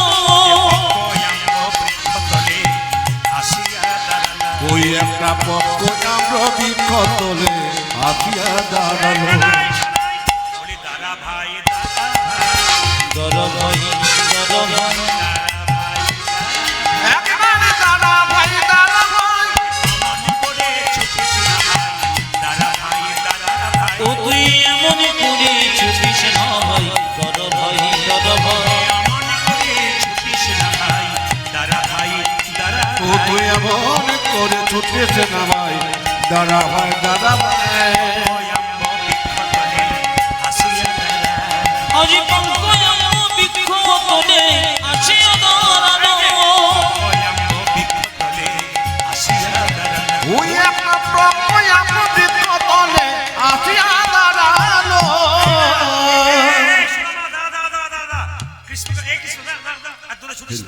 আমি পড়ে যাবো। বলছে এক কাজ কর, আম গাছের নিচে দাঁড়িয়েছে পাকা পাকা আম, তুই খাবি আমিও খাবো। সুদামা আমগুলো পাচ্ছে আর নিজে খাচ্ছে। কৃষ্ণ বলে সুদামা তুই খুব স্বার্থপর, আমার কাঁধে চেপে আছিস, আমার কষ্ট হচ্ছে, তুই আম পাচ্ছিস নিজে খাচ্ছিস, আমায় দিচ্ছিস না। সুদামা বলছে না রে কানাই, তোকে আগে দিচ্ছি না, আমি আগে খাচ্ছি কেন জানিস? কংস রাজা বড় দুষ্ট, যদি আমের মধ্যে বিষ মিশিয়ে দেয়, আমি যদি মরে যাই তবে তুই আমায় বাঁচাতে পারবি, কিন্তু তুই মরে গেলে আর কে বাঁচাবে? কত সুন্দর কথা দেখো। ভক্ত ভগবানকে কতখানি ভালোবাসে, বন্ধুত্বের সম্পর্ক কত গাঢ় এই কীর্তনের মাধ্যমে শুনতে পারবে। বলছে আমি আগে আমটা খাচ্ছি, একটু আম তোকে দেবো কেন বলতো? যদি খেয়ে যদি আমি মরে যাই তুই আমায় বাঁচাতে পারবি, কিন্তু তুই যদি মরে যাস কে বাঁচাবে? বাবা, ভগবানকে যদি পবিত্রতা না থাকে, বড় প্রেম থাকে, ভক্তি ভরে দেওয়া যায়, দিয়ে এঁঠো খাবারও হয়। সবরই কি করেছিল? এঁঠো খাবার গোবিন্দকে দেয়নি, রামকে দেয়নি, কেন দিয়েছিল? ভক্তি যার কৃষ্ণ তার, সর্বশাস্ত্রে কয় ভক্তি না থাকলে কৃষ্ণ দেখিলে কি বা হয়। যেই না মায়েরা এঁঠো আমটা প্রথমে খেয়েছে, কৃষ্ণকে দিয়েছে, কৃষ্ণ বলে তুই এবার খা। কৃষ্ণের আমটা যেই না সুদামা খেয়েছে, সুদামা কেঁদে কেঁদে বলছে কানাই রে তোর এঁঠো বড় মিঠো লাগে ভাই রে কানাই। ও তোর একটু বড় মিঠো লাগে ভাই রে কানা। তোর এঁঠো বড় ভালো লাগে ভাই রে কানাই। প্রিয় তোরে এঠো বড় মিঠো লাগে ভাই রে কানা।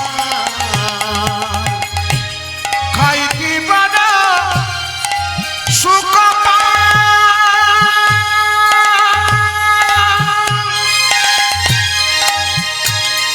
আমি তাই তোরে তোর এঠো খাই। খাইতে বড় সুখ পাই, তাই তো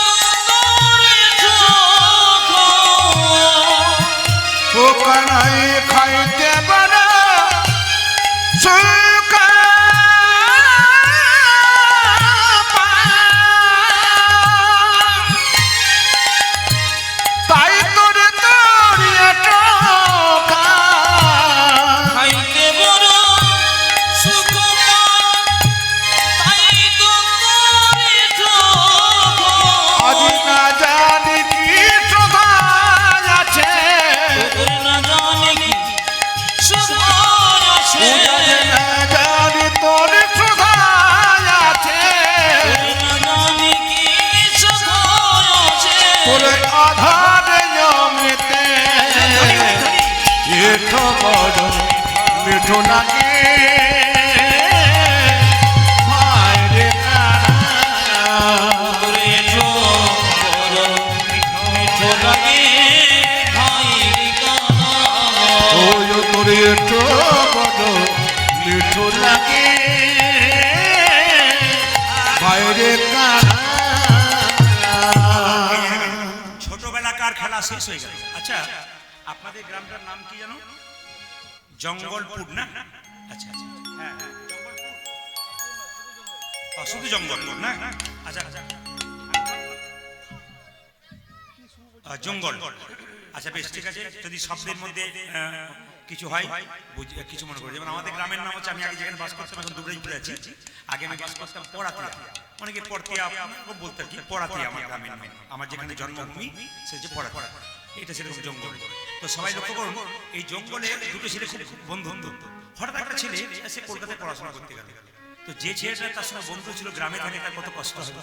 কৃষ্ণ চলে গেল কংসকে ধ্বংস করার জন্য, মথুরা রাজা হয়ে গেল। মায়েরা সবাই লক্ষ্য করুন, এখন একটা প্রশ্ন আছে কিন্তু আপনাদের সামনে, কৃষ্ণকে কংস মেরেছিল কোন অস্ত্র দিয়ে? জোরে বলুন হ্যাঁ না মেরেছিল? না না, কোন অস্ত্র দিয়ে মানে? কৃষ্ণকে দেখেই কংস মারা গিয়েছিল, আঁতকে, হার্ট অ্যাটাক যেটাকে বলে। কৃষ্ণের কথা প্রভাব দেখুন, কৃষ্ণকে দেখেই কংস আঁতকে মরে গিয়েছিল। আসলে তা নয়, শুধু কৃষ্ণ একটা ঘুষি দেবার ভান করেছিল, কোন অস্ত্র ব্যবহার করে নাই। কৃষ্ণ ওই দেখেই কংস মারা গিয়েছিল। কংসকে ধ্বংস করে কৃষ্ণ কোথায় গেল বলো? সে রাজবাড়িতে গেল, রাজগুরুর কাছে। কার কাছে? না, সন্দীপন মুনির কাছে পড়াশোনা করবে। আর যখন মথুরার রাজা হয়েছে কৃষ্ণ, তখন কিন্তু সুদামা সেই দিন সকাল থেকে, এদিকে যখন থেকে কৃষ্ণ সুদামাকে ছেড়ে চলে গেছে, তখন থেকে সুদামা খায় নাই। মা বলে, এ খোকা খেয়ে নে, খেয়ে নে। না, আমি খাবো না, আমার কৃষ্ণকে এনে দাও, আমার কৃষ্ণকে এনে দাও। শুধু কেঁদে কেঁদে সুদামা কি বলে জানেন? ওরে বজের কানুরে, কোন দুঃখে তুই রাজা হলি মথুরাপুরে। ওরে ব্রজের কানুরে,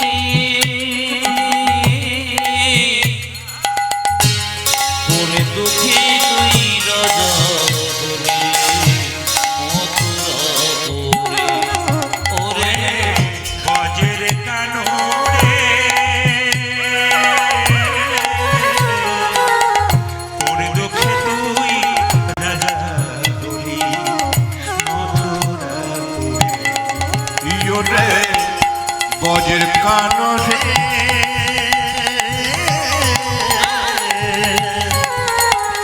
কোন দুঃখে তুই রাজা হলি মথুরাপুরে। আর কি ফিরে আসবি না ভাই বৃন্দাবন মাঝে?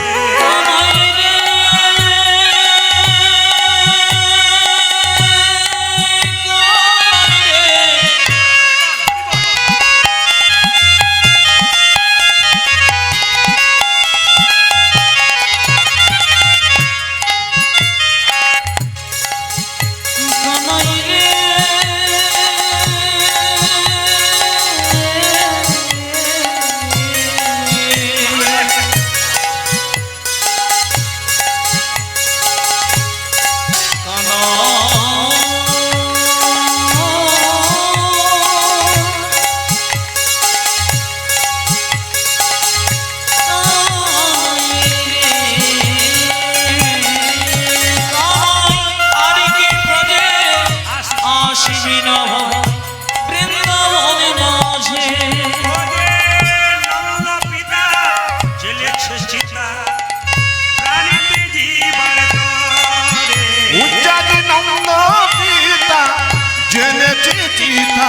প্রাণতে জীবন তোরে ওরে নন্দ পিতা ছেলেছে সীতা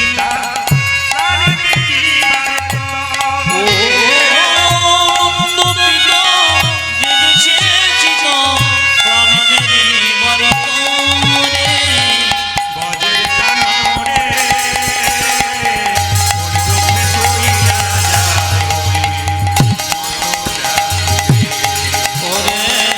ব্রজের কানরে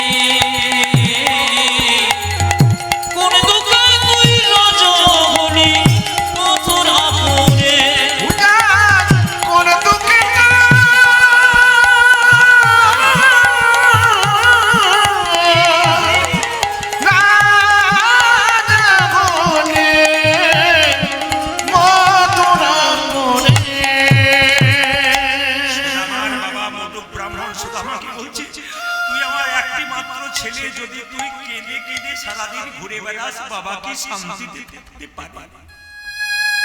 একটা মাত্র সন্তান আর বাবা ছেলে যদি কেঁদে কেঁদে বেড়ায়, বাবা মা কি শান্তি? এই সুদামা, কিছু খেয়ে নে, আমি তোকে কথা দিলাম কৃষ্ণের কাছে কাছে মিলিয়ে এই কথা দিলাম কৃষ্ণের কাছে। কিন্তু সুদামা শুনতেই চাইছে। এক সময় কৃষ্ণ যখন সন্দীপন মনির আশ্রমে গুরু গৃহে গেলেন, কিছু মনে করবেন না, একটু শুনবেন। এই যে সন্দীপন মনির আশ্রম, কিছু মনে করবেন না ভাই, এটি মধ্যপ্রদেশের একটা জায়গাটার নাম উজ্জয়িনী। ওই উজ্জয়িনী যদি আপনারা কেউ বেড়াতে যান তারা দেখতে পাবেন, ওখানে মহাকবি কালিদাসের মা কালীর মন্দির আছে। নবগ্রহের মধ্যে একটা গ্রহ মঙ্গল গ্রহ ওখানে আছে। এগুলো পড়তে হয়, পুরোপুরি জানতে হয়, জানা যায়। ওখানে একটা মা কালীর মন্দির আছে। খুব আশ্চর্যের ব্যাপার, সকালবেলায় মঙ্গল আরতি হয়, শ্মশানের যে চিতা, সেই চিতা ছাই দিয়ে মঙ্গল আরতি করা হয়।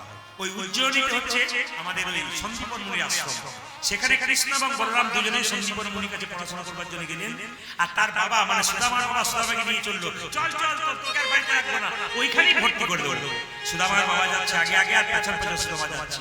বাবা সবাই যারা গুরু মন্ত্র নিয়েছেন তারা সবাই মিলে গুরুকে স্মরণ করুন। আর কি গুরু নাম করতে করতে চললো কোথায়? সন্দীপন। জয় গুরু, জয় গুরু, গুরুদেবের জয়। আজি জয় গুরু, জয় গুরু, গুরুদেব জয় গুরু, জয় গুরু, গুরুদেবের জয়। উজ্জাতে জয় গুরু, জয় গুরু, গুরুদেবের জয়। গুরু পিতা, গুরু মাতা, গুরু সর্বময়। আজি গুরু পিতা গুরু মাতা গুরু সর্বময়। গুরু পিতা, গুরু মাতা, গুরু সর্বময়। উজ্জাতে গুরু পিতা, গুরু মাতা, গুরু সর্বময়। গুরু জয়, গুরু জয়, গুরু জয়, গুরু জয়, গুরু জয়, গুরু জয়, গুরু জয়, গুরু জয়। গুরু জয়, গুরু জয়, গুরু জয়, গুরু জয়। সন্দীপন মুনি কি জয়, সন্দীপন মুনি কি জয়। আচ্ছা, কিছু মনে করবেন না। হ্যাঁ, কীর্তন তো অনেক অনেক একটা কথা আপনাদের না বললে নয়। মানে যিনি আমাদের কীর্তন গান করাচ্ছেন গদাধর বাবু, তিনি আপনাদের কাছে একটা ভিক্ষার পাত্র নিয়ে যাবে। আপনার যে যেমন পারবেন আপনার দান করবেন। কীর্তনের শেষে আমাকে এক টাকা আপনার দান করবেন না, কারণ একটা মোটা মূল্য দিয়ে উনি আমাকে আনছেন। উনি আমাকে প্রথমেই বলেছিলেন যে আপনি যা নেবেন তাই দেবো, কিন্তু আপনাকে আসতে হবে। খুব মোটা মূল্যের কথা বলেছিলাম, তারপর উনি বললেন যে বেশ বাবা, যেটা বিচার হয় সেটা করেন। আমি বিচার করে নিশ্চয়ই করবো, বিচার আমার আছে, আমি চিন্তা ভাবনা করবো। আপনাদের কাছে নিবেদন, কীর্তনের শেষে এক টাকাও কিন্তু আমার কাছে আমাকে দেবেন না, দেওয়াটা কিন্তু আপনাদের ঠিক হবে না। ওই টাকাটা ওনাকে দিন। এত এত মানুষের সেবার ব্যবস্থা সেই বিকাল দুপুর রাত্রে চলছে, প্রচুর ভক্তের রান্না চলছে। আপনার সবাই প্রসাদ পাবেন বসে কীর্তনের শেষে। এবং উনি একটা ভালো কথা বলেছেন, আগে নাম তারপর সেবা। আচ্ছা, আপনাদের কাছে জিজ্ঞেস করি, কীর্তন চলছে যদি সেবা করবেন না কীর্তনের শেষে করবেন, কোনটা করবেন? জোরে বলুন। কীর্তনে আপনারা বলছেন শেষে, দু চারজন মনে মনে ভাবছেন পেলে ঠান্ডাতে পালালেই ভালো। কেন বলুন তো? ছেলেকে যদি পড়াতে বসে, ও মায়েরা ছেলেকে যদি পড়তে বসে, আপনি 8টার সময় বলেন খেয়ে নে, আমার শরীরটা ভালো নেই, তারপর কি করবি? ছেলে যদি একবার খায়, ও বিছানা খুঁজবে না বই পড়বে? ও তো বিষ খুঁজবে। তারপর শীতকালে দিন বলে গরম গরম নয় যে পড়বে। যদি বল রাধা রানী কি, শ্যামসুন্দর কি, মদন মোহন কি। আচ্ছা, কিছু মনে করবেন না। যারা গুরু মন্ত্র নিয়েছে, আস্তে আস্তে আদে আদে, যারা গুরু মন্ত্র নিয়েছে তাদেরকে বলবো, গুরু মানে কি, দীক্ষা মানে কি, দিয়ে খা, দিয়ে খা। ভগবানকে দিয়ে যারা খায় তাদের দীক্ষা নেওয়া সার্থক, বাকি কারণ নয়। স্নান করে আপনি ভগবানের চরণে একটু বাতাসা তুলসী পত্র দেবেন, তারপর যা খাবেন খাবেন, তবে আপনার দীক্ষা নেওয়া সার্থক, নইলে কিন্তু নয়। আস্তে আস্তে এইদিকে এইদিকে। আর দীক্ষা মানে কি, সবাই দেখা, গুরু কেমন হবে? ব্রজে একটা ভাষা আছে, পানি পিও ছানকে আর গুরু করো জান। জল খাবে এইদিকে, জল খাবে ছেনে আর গুরু করবে জেনে। গুরু যাকে তাকে করবে না, গুরু জেনে করবে। বাজার থেকে 50 টাকার জিনিস কিনবেন, 5 বার চিন্তা করছেন নেব কি নেব না। গুরু যখন করবেন তখন মনে মনে ভাববেন। গুরুকে কিন্তু বিচার করে করবেন, যাকে তাকে গুরু করবেন না। কে বলেছে? রামকৃষ্ণ দেব। গুরু কি পরিবর্তন করা যায়? সবাই তাকান। রামকৃষ্ণ দেব বলছে গুরুকে পরিবর্তন করা যায়। বলে কি করে পরিবর্তন করা যায়? বলছে যদি মনে হয় আপনার গুরু আপনার সঙ্গে সদ্ব্যবহার করছে না, গুরুকে নিয়ে আপনার সমস্যা হচ্ছে, আপনি মনে মনে ভাবছেন গুরুর প্রতি ভক্তি আসছে না, গুরু খাই লোভী, এই চাইছে ওই চাইছে, কিচ্ছু আমাকে দিচ্ছে না, তাহলে বুঝবেন সে গুরু গুরু নয়, তাকে ত্যাগ করা যায়। সবাই তাকান। আর গুরু কাকে করবেন? সবাই তাকান। আর গুরু কাকা করবেন বলে গুরু মন্ত্র যখন থেকে নেবেন তখন থেকে আপনার দীক্ষা মন্ত্র 3 বার ভজন করবেন, সকাল দুপুর সন্ধ্যা। যদি না করতে পারেন অন্তত জেনে বলুন একবার করবেন। এইবার বলি, গুরু যখন থেকে যারা দান নিচ্ছেন তাদের কাছে বলবো, যারা দান দিচ্ছেন না দান নিচ্ছেন তাদেরকে বলবো দান দেবেন, কান কিনতে এখানে রাখবেন, শব্দ করবেন না, চুপচাপ টুকটুক করে দিয়ে দেবেন, কান কিনতে এখানে রাখবেন। একটা জিনিস পেরিয়ে গেলে আর পাবেন না। গুরু করবেন জেনে মায়েরা, আর গুরু কিন্তু গুরু যখন থেকে মন্ত্র দেবে নিজের ছেলে মেয়েকে যেমন ভালোবাসবে তোমাকে সেরকম ভালোবাসবে।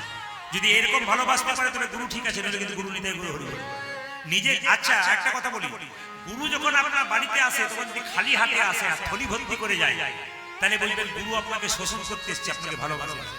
আচ্ছা গুরুকে প্রশ্ন করবেন তো তোমার ছেলে মেয়ের বাড়ি যদি কলকাতায় হয় বা অন্য কোথায় হয় তুমি কি খালি হাতে ছেলে মেয়ের বাড়ি যাও? জোরে বলুন হ্যাঁ না। যদি গুরু ছেলে মেয়ের বাড়ি যাবে সে কি খালি হাতে যাবে? সে তো কিছু নিয়ে যাবে। তাহলে গুরু যদি আপনার বাড়িতে খালি হাতে আসে তাহলে বুঝবেন আপনাকে ছেলে হিসেবে ভালোবাসতে পারেনি, তাহলে নিয়ে আসতে আপনার কাছে। ইনি হচ্ছেন গুরু। সবাই লক্ষ্য করুন, গুরুদেবকে যেই না বলছে সন্দীপান মুনি কি জয়, সন্দীপান মুনি কি জয়। কে তুই বাবা?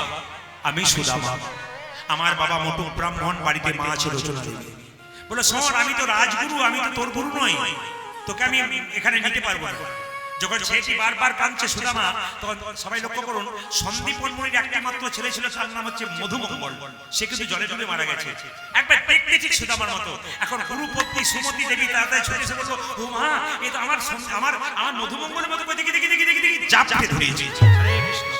যেই না জাপটে ধরেছে সঙ্গে সঙ্গে গুরুদেব আর কিছু বলতে পারলো না। সেই তখন থেকে কিন্তু সন্দীপন মুনির আশ্রমে একসঙ্গে মিলন হলো। কার বলুন তো? সুদামার আর কৃষ্ণ। সুদামা বলল কানাই তুই এখানে, কৃষ্ণ বলল সুদামা তুই এখানে। দুজনের মিলন হলো। পদকর্তা বলছে শিক্ষার উদ্দেশ্যে তথাই একত্রিত হইল, শিখার উদ্দেশ্যে কোথায় একত্রিত হইল। আজ থেকে আমাদের খুব আনন্দ হবে। সেই ছোটবেলায় একসঙ্গে দেখেছি, আজকে আমার স্কুলে দেখলাম, মানে মুনির গুরু গৃহে শিক্ষার উদ্দেশ্যে তথাই একত্রিত হইল। পূজা যে শিক্ষার উদ্দেশ্যে তথা একত্রিত হইল। বহুদিন পরে সুদামার আনন্দ হইল, আজ বহুদিন পরে সুদামা আনন্দ পাইল। বহুদিন পরে সুদামা আনন্দ হইল। পূজা যে বহুদিন পরে সুদামার আনন্দ হইল। আনন্দ ধরে না, আনন্দ ধরে না, আনন্দ ধরে না। আনন্দ ধরে না। বহুদিন পরে সুদামার আনন্দ ধরে না। আজ বহুদিন পরে সুদামা আনন্দ ধরে না। বহুদিন পরে সুদামার আনন্দ ধরে না। আজ বহুদিন পরে সুদামা হরি হরি হরি আজ বহুদিন পরে সুদামা হরি হরি হরি বলে। বহুদিন পরে সুদামা হরি হরি হরি বলে। বহুদিন পরে সুদামা হরি হরি হরি আজ বহুদিন পরে সুদামা আনন্দ আর হরে না। আজ বহুদিন পরে সুদামা আনন্দ পাইল। বহুদিন পরে সুদামা আনন্দ হইল। একসঙ্গে কেউ দিকে না তাকিয়ে সবাই মিলে জোরে বলুন তো রাধে রাধে। আমি জোরে শুনতে চাই, জোরে বলুন রাধে রাধে। বাবা যারা দাঁড়িয়ে আছেন, জায়গা পাননি, যারা বসে আছেন, সবাই একসঙ্গে বলুন রাধে রাধে। বাহ, ভালো লাগছে আমার খুব পরিবেশ আপনাদের। এখানে প্রথম এলাম, আমার খুব ভালো লাগছে। দ্বিতীয় কথা বলে দিই, সবাই মন দিয়ে শুনুন। এইবার কিন্তু পরীক্ষা শুরু হয়ে গেল। আপনি যখন ভগবানকে ভালোবাসবেন তখন ভগবান আপনাকে পরীক্ষা করে দেখবে এ কতখানি আমার হয়েছে। এই যে কীর্তন শুনছেন কিছু মনে করবেন না। অনেকে দেখবেন মন্দিরে গিয়ে চাই বাড়ি দাও, গাড়ি দাও, টাকা দাও, পয়সা দাও, ছেলের চাকরি দাও, মেয়ের বিয়ে দাও। এগুলো ভগবানের কাছে চাইবেন কেন? ভগবান তো জানে আপনার কি আছে না আছে, আপনি আবার বলবেন কেন? যখন কারোর সঙ্গে ঝগড়া হয় তখন বলে না, হে গোবিন্দ তুমি তো দেখছো, তুমিই দেখো, এটা বলতে পারেন। আর নিজে চাইবার তো বোঝেন না যে ভগবান আপনার সবকিছু বোঝে। চাইবেন না দেবেন কেন? ভগবানকে ভক্তি সম্পদ দেবেন, ভগবান আপনাকে কৃপা সম্পদ দেবেন। সবাই থাকবেন। সুদামার পরীক্ষা শুরু হলো। মায়েরা সোনা যদি দোকান থেকে কিনে এনে বিক্রি করতে যান, স্বর্ণকার পরীক্ষা করে দেখবে এর মধ্যে কতটা খাদ আছে, কতটা সোনা আছে। কৃষ্ণ সুদামাকে বলল, সুদামা গুরু গৃহে তো অনেকদিন থাকা হয়ে গেল রে, তা তোকে একটা কথা জিজ্ঞেস করা ছিল। সুদামা বলল, বল কি? তুই আমাকে কেমন ভালোবাসিস? সুদামা বলে উঠল, কৃষ্ণ রে, এ পৃথিবীর সব জায়গায় যদি ভালোবাসা হয় তো তোকেই আমি বেশি ভালোবাসি। আমার মাথায় হাত দিয়ে কথা দে সুদামা, তুই আমাকে সব চাইতে বেশি ভালোবাসিস? বলে হ্যাঁ। ওরে সুদামা তবে কথা দে, আমি যা বলবো তুই তাই করবি? সুদামা বলল, আমি কথা দিলাম, তুই যা বলবি আমি যেটা বলুন তাই করব। তবে সুদামা তুই যখন বললি আমার জন্য প্রাণ দিতে বাধ্য, তোকে একটা কথা জিজ্ঞেস করি, বলে কি আজকে গুরুমা সকালবেলায় ভালো ভালো নারকেলের নাড়ু তৈরি করেছে, আমার জিভ থেকে জল পড়ছিল ভাই, একটাও খেতে পাইনি। রান্নাঘরে গুরুমা নারকেলের নাড়ুগুলো রেখেছে, তুই যদি চুরি করে আমাকে দিতে পারিস তাহলে বুঝবো তুই আমাকে ভালোবাসিস। সুদামা বলল, কানাই তুই যা বলবি বল ভাই, চুরি করা আমার অভ্যাস নাই, আমি কিন্তু চুরি করব। এই দেখ, তুই যে কিছুক্ষণ আগে বললি যে তুই নাকি আমার জন্য তুই নাকি আমার জন্য প্রাণ দিতে বাধ্য, তা তুই চুরি, আমি চুরি করতে পারবো না, আমি ঘর গেলে মায়ের কাছ থেকে এনে দেবো না, তোকে এনে দিতে হবে, তুই প্রাণ দিতে, তুই তাহলে আমাকে ভালোবাসিস না? হ্যাঁ রে সুদামা, তুই চুরি করতে পারবি না, একটা নাড়ু আনতে পারবি না আমার জন্য? বলছে হ্যাঁ রে, গুরুমা ধরে ফেলবে না? বলছে গুরুমা তখন স্নান করতে গেছে, আর গুরু বাবা তো ঠাকুর মন্দিরে পুজো করছে, কেউ নেই। তবে কথা দিলাম সুদামা, কেউ থাকুক না থাকুক আমি পাহারা দিয়ে থাকবো। সুদামা মনে মনে ভাবছে, সারা জগতের মালিক যদি কারো ঘর পাহারা দেয়, তার ঘরে কি আর চোর ঢুকবার ভয় আছে? সবাই তাকান, সবাই তাকান, সারা জগতের মালিক পাহারা দিয়ে আছে। সুদামাকে কৃষ্ণ বলছে, আমি দাঁড়িয়ে রইলাম, কথা দিলাম তোকে কেউ ধরতে পারবে না ভাই, তুই নাড়ু চুরি করে আন। একটা এনেছে আরেকটা, একটা এনেছে আরেকটা, 5 বার চুরি করতে গেছে, আর সঙ্গে সঙ্গে গুরুমা স্নান করে ঢুকেছে, আর কৃষ্ণ বলল, গুরুমা গুরুমা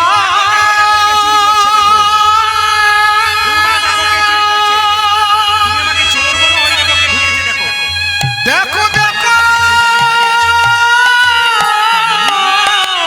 গুরুমা, তুই বললি পাহাড় দিয়ে আছিস, যাকে তুমি মধুমঙ্গল ভেবে আশ্রয় দিয়েছিলে, এ তোর কেমন লীলা? সে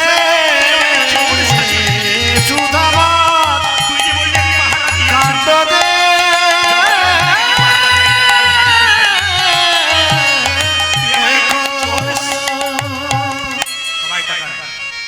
গুরুমা চিৎকার করে বলল, সুদামা যেদিন তুই প্রথম আমার গুরু গৃহে এলি, সেদিন থেকে আমার ছেলের মতো ভালোবেসেছিলাম, তুই আমাকে তুই আমাকে তুই আমাকে তুই আমাকে বিশ্বাসঘাতকতা করলি, তুই চোর, বেরিয়ে যা, বেরিয়ে যা এখান থেকে।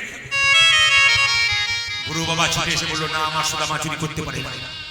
এই সুদামা বল, তুই কার জন্য চুরি করেছিস? কৃষ্ণ এসে বলছে, এই সুদামা তুই আমাকে দেখি দে, আমাকে দেখি দে, আমার চুরি করেছিস? সুদামা কিন্তু কিচ্ছু বলল না। গুরুদেব বলল, আমার পায়ে হাত দিয়ে তুই কথা দিয়ে তুই কার জন্য চুরি করেছিস? একবারও বলল না আমি কৃষ্ণের জন্য চুরি করেছি। গুরুদেবের পায়ে হাত দিয়ে বলল, আমি আমার জন্য চুরি করেছি। যেই না বললো আমার জন্য চুরি করেছি, সঙ্গে সঙ্গে বলল, বেরিয়ে যা তুই। তবে আমি গুরু হয়ে তোকে অভিশাপ দিলাম, বাবা গুরু অভিশাপ কেউ নেবেন না। গুরু হয়ে অভিশাপ দিলাম কি, তুই ভিখারি হবি, তুই ভিখারি হবি, তুই ভিখারি হবি, তোর অভাব মিটবে না। নাড়ুটা হাত সবাই বলুন, রাধা রানী কি, হাত তুলে বলুন, রাধে রাধে, ভক্তি করে রাধে রাধে। সুদামা যখন চোর সেজে গেল, তখন সুদামাকে গুরুদেব যখন অভিশাপ দিলেন, তুই ভিখারি হয়ে যাবি, তোর ভাব মিটবে না। কৃষ্ণের দিকে সুদামা তাকাচ্ছে, বলছে, এই কি তোমার লীলা প্রভু, এই কি তোমার লীলা, এই কি তোমার লীলা, এই কি তোমার লীলা, এই কি তোমার লীলা প্রভু, এই কি তোমার লীলা, ये कि তোমার লীলা প্রভু, বাইরে শব্দ বাড়াও, বাইরে শব্দ বাড়াও, ये कि তোমার লীলা, এই কি তোমার লীলা প্রভু, এই কি তোমার লীলা, এই কি তোমার লীলা বাইরে প্রভু, শব্দ বাড়াও। এই কি তোমার লীলা, যে জনে কাঁদাও কাঁদাও তারে, এই কি তোমার খেলা, প্রভু যে জনে কাঁদাও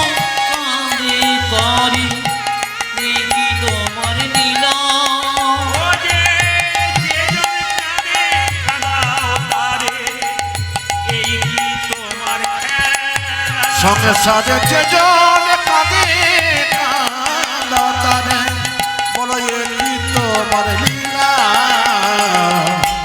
এই কি তোমার লীলা প্রভু, এই কি তোমার খেলা, এই কি তোমার লীলা প্রভু, এই কি তোমার সুদামা, এই সুদামা, এই সুদামা, যাসনি, যাসনি। ওরে কৃষ্ণ, আমি এখান থেকে চলে যাচ্ছি, আমার দুঃখ নাই। দুঃখ কি জানিস? তোর সঙ্গে একসঙ্গে ভালোই ছিলাম, কতদিন তোকে ছাড়া হয়ে থাকবো। আমার যে এত কষ্ট, এত দুঃখ আমি সইব কি করে? আমি যে তোকে ছাড়া বাঁচবো না। এত কাঁদাও কৃষ্ণ তুমি, এই কি টাকার ফল? এত গঙ্গ কৃষ্ণ তুমি, এই কি নামের ফল? এত কাঁদাও কৃষ্ণ তুমি, এই কি নামের ফল? কাঁদা কৃষ্ণ তুমি একই নামের ফল যে জন কাঁদে কাঁদাও তারে, এই কি টাকার ফল? যে জয় কাঁদায় কাঁদারি, দাও গো চোখের জল। যে জন কাঁদে কাঁদাও তারে, দাও গো চোখের জল। উজাজি যে জন কাঁদে কাঁদাতারে দাও গো চোখের জল এই কি তোমার লীলা প্রভু, এই কি তোমার খেলা, এই কি তোমার লীলা প্রভু, এই কি তোমার খেলা। হরিয়ে কি তোমার লীলা প্রভু একই তোমার খেলা কৃষ্ণ যাবা, সুদামা যাবার সময় একটা কথা বলে গেল, কথাটা মাথায় রাখবেন। ওরে কৃষ্ণ, আমি তোকে কথা দিলাম, আমি যতই অভাবী হোক, যতই আমার ভিক্ষা থাক, তবু তোর কাছে আমি ভিক্ষার জন্য হাত পাততে কোনোদিন যাব না। যতই অভাব থাক, প্রতিজ্ঞা করলাম তোর কাছে আমি কিছুই চাইব না। বাবা, সুদামা বাড়ি ফিরে গেল। বাড়িতে গিয়ে বসুন্ধরা বলে একটা মেয়ের সঙ্গে বিয়ে হলো। আস্তে আস্তে আচ্ছা, আদায় হয়ে গেছে? বেশ বাবা, সব একটা হাত তুলুন তো, রাধে রাধে বলে। আচ্ছা, কিছু মনে করবেন না। আচ্ছা আচ্ছা, বেশ বেশ। আচ্ছা, সুদামা বিয়ে করলো, আপনাদের কাদের কাদের বিয়ে হয়েছে একবার হাত তুলুন তো। কাদের কাদের বিয়ে হয়েছে? কারো হয় না? আচ্ছা আচ্ছা, আচ্ছা, বিবাহ মানে কি? আস্তে আস্তে, সুদামার সঙ্গে তো বিবাহ হয়ে গেল বসুন্ধরার। বিবাহ মানে কি? বিশেষভাবে ভার বহন করা। এদিকে বিশেষভাবে ভার বহন করার নাম বিবাহ। আর আরেকটা বিবাহের মানে কি? কি? বিপদ বাড়ানো হলো। বিবাহ মানে কি? এইদিকে এইদিকে, যাদের বিয়ে হয়েছে, বিপদ বাড়ানো হলো। আচ্ছা, আমাদের গ্রামে একটি ছেলে কয়েকদিন আগে বিয়ে করেছে, মানে 18 অঘ্রাণ। তো আমি তাকে জিজ্ঞেস করলাম, তুই অ্যাম্বুলেন্সে করে বিয়ে করতে যাচ্ছিস কেন? এত গাড়ি থাকতে অ্যাম্বুলেন্স করলি কেন? বলছে, দাদা এতদিন সুস্থ ছিলাম, এবার অসুস্থ হব, তাই অ্যাম্বুলেন্স চালু করে দিলাম। বললাম, দারুণ করেছিস। আবার ওকে জিজ্ঞেস করলাম, তোর স্ত্রী তোর বয়সের চাইতে কম তো? বলছে, আমার স্ত্রী আমার চাইতে 7 বছরের বড়। বললাম, হ্যাঁ রে, বড় কেন করলি? বলছে, দুটো কারণে বয়সে বড় করলাম। বলে, কেন? এখনকার মেয়েরা তো স্বামীর নাম ধরে, আপনাকে ডাকে না, স্বামীর নাম ধরে ডাকে। এখনকার মেয়েরা স্বামীর নাম ধরে ডাকে। রাস্তা দিয়ে দুজনে যাব, ও যদি বলে এই তাপস, তখন লোকে বলবে, হ্যাঁ রে, তোর স্ত্রী তোর নাম ধরে ডাকছে। তখন বলবো, ও তো আমার চাইতে 7 বছরে বড়, নাম করে ডাকলে কোনো অসুবিধা নেই। হ্যাঁ, আর কিছু মনে করবেন না। এদিকে এদিকে এদিকে, আমার কাকিমা বেঁচে আছে, আমার মা বেঁচে ছিলেন, 80 বছর বয়স। আমার মা কিন্তু আমার বাবার কোনদিন নাম ধরে ডাকে না। শুনছো গো প্রদীপের বাবা? আমার দিদির নাম ছিল দুর্গা। শুনছো গো দুর্গার বাবা? শুনছো গো প্রদীপের বাবা? আমার কাকিমাকে বললাম, কাকিমা গুরু মন্ত্র নেবে? বলে, হ্যাঁ নেবো, তুই যখন বলছিস নেবো। গুরু বাবাকে ডাক। গুরু বাবাকে ডেকে দিয়েছি। এখন গুরু বাবা বলেছে, গুরু মন্ত্র জপ করবাকে হরে কৃষ্ণ মহামন্ত্রটা 3 বার জপ করবে। এখন আমাকে জেঠিমা, আমি যখন কাকিমা, আমি যখন বাড়ি গেলাম, তখন কাকিমা বলছে, বাবা গুরু মন্ত্র নিলাম, কিন্তু এক জায়গায় গন্ডগোলে পড়লাম। বলে, কেন? গুরুদেব বলেছে ওই গুরু মন্ত্র জপ করবা হরে কৃষ্ণ নামটা বলতে হবে। ওইখানটাতে আমার গন্ডগোল। বললাম কেন? আমি ওই নাম করতে করতে থমকে যাই, হরে কৃষ্ণ কৃষ্ণ কৃষ্ণ হরে হরে, তারপর বলতে পারি না তোর কাকার নামটা কি বটে, তুই তো জানিস। কাকার নাম কি? রাম। বলছে ওই জায়গাতে বলতে পারি না। বললাম তা তোমাকে তো বলতে হবে। তো বললাম না, নাম ভগবানের নামের সঙ্গে কাকুর নাম কোনো অসুবিধা, তুই বলতে পারো। বলছে না না, তুই যতই কীর্তন কর লোককে বোঝা, আমাকে বোঝাতে পারবি না। বলে কেন? আমার 14 বছর বয়সে বিয়ে হয়েছে, আমার কাকিমা বলছে আমি স্বামীর নাম করবো না, তাই কিছু তো বলতে হবে। বলছে আমি সিদ্ধান্ত নিয়েছি, 7টা ছেলে মরে যাওয়ার পর একটা ছেলে হচ্ছে তার নাম ফেলা, আমি আজ থেকে বলবো হরে কৃষ্ণ কৃষ্ণ কৃষ্ণ হরে হরে, হরে ফেলার বাবা, হরে ফেলার বাবা, ফেলার বাবা। বাবা রে, তোমার কি বুদ্ধি গো কাকিমা, এত ঘটে বুদ্ধি আছে আমার জানা ছিল না। লক্ষ্য করো, ফেলার বাবা বলবে তবু কিন্তু স্বামীর নাম করবে না। এখন তার বিয়ে হয় না কেন বলুন তো? এখন তো হ্যালো আর গেল, নাকি বলছে? হ্যালো সকালবেলায় হ্যালো, বিকেল বেলায় গেল, পরের দিন আবার ফিরে চলে এলো, এই হচ্ছে হ্যালো আর গেল। হ্যাঁ বলে রাখি, আচ্ছা বিয়ের কথা যখন হলো বলে রাখি, আমার দিয়ে তাকাবেন, এই যে মালাটা দেখতে পাচ্ছেন রজনীগন্ধার মালা, জোরে বলুন হা না না। এর মধ্যে কি ফুল আছে লাল লাল? জেনে বলুন গোলাপ। আচ্ছা, মেয়েটি আকন্দা ফুলের মালা স্বামীকে দেয়, এখন আবার দেখবেন গোলাপ ফুলের মালা পড়েছে, নিয়ে মালা বদল হয়।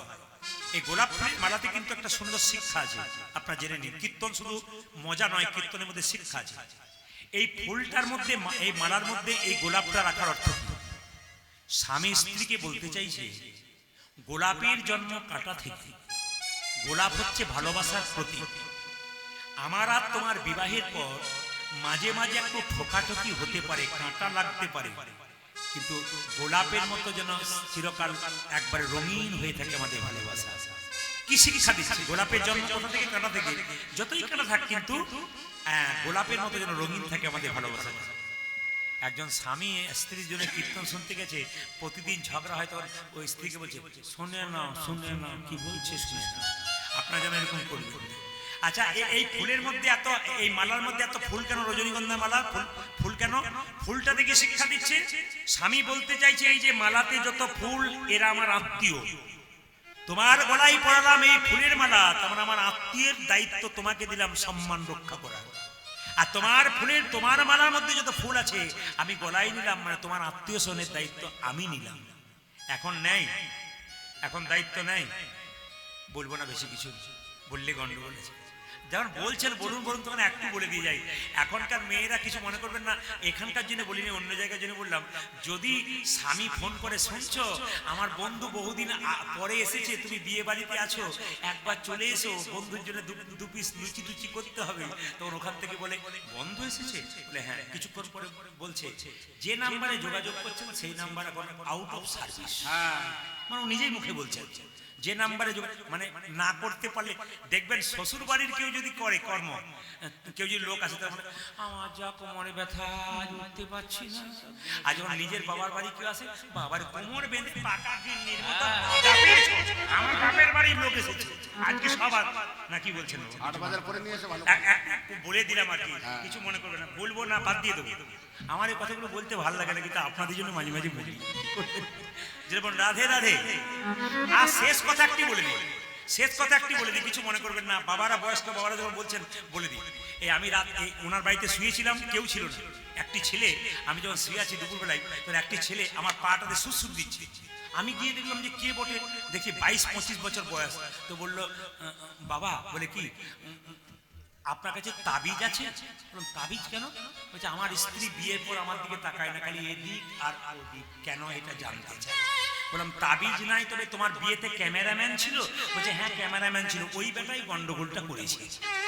এই যে ক্যামেরা এসছে আমার, এদের জন্য বলি না, কিছু মনে করবেন না। কেন ক্যামেরা গন্ডগোল হচ্ছে একটু বলে কি, বিয়েতে ক্যামেরা করা হয় না, জোরে বলে হ্যাঁ না। আচ্ছা, যখন মালা বদল হয় তখন মাথায় একটা কাপড় দেওয়া হয় না, জোরে বলে হ্যাঁ না। এই যখন কাপড়টা ঢাকা দেওয়া হয়, তখন মেয়েটি দেখবেন যদি আগে থেকে দেখা না থাকে তাহলে কোনো অসুবিধা নাই, আর নতুন যদি দেখা হয় তাহলে কি সুন্দর ভক্তি করে শুভ দৃষ্টি হবে। মালাটি স্বামীকে যখন এরকম তাকান সবাই, স্বামীকে যখন এরকম পড়াতে যাবে, তখন শুভ দৃষ্টি হতে যাবে, সেই সময় ক্যামেরাম্যান পেছন থেকে করে এইদিকে এইদিকে শুভ দৃষ্টিতে কার দিকে হয়ে গেল।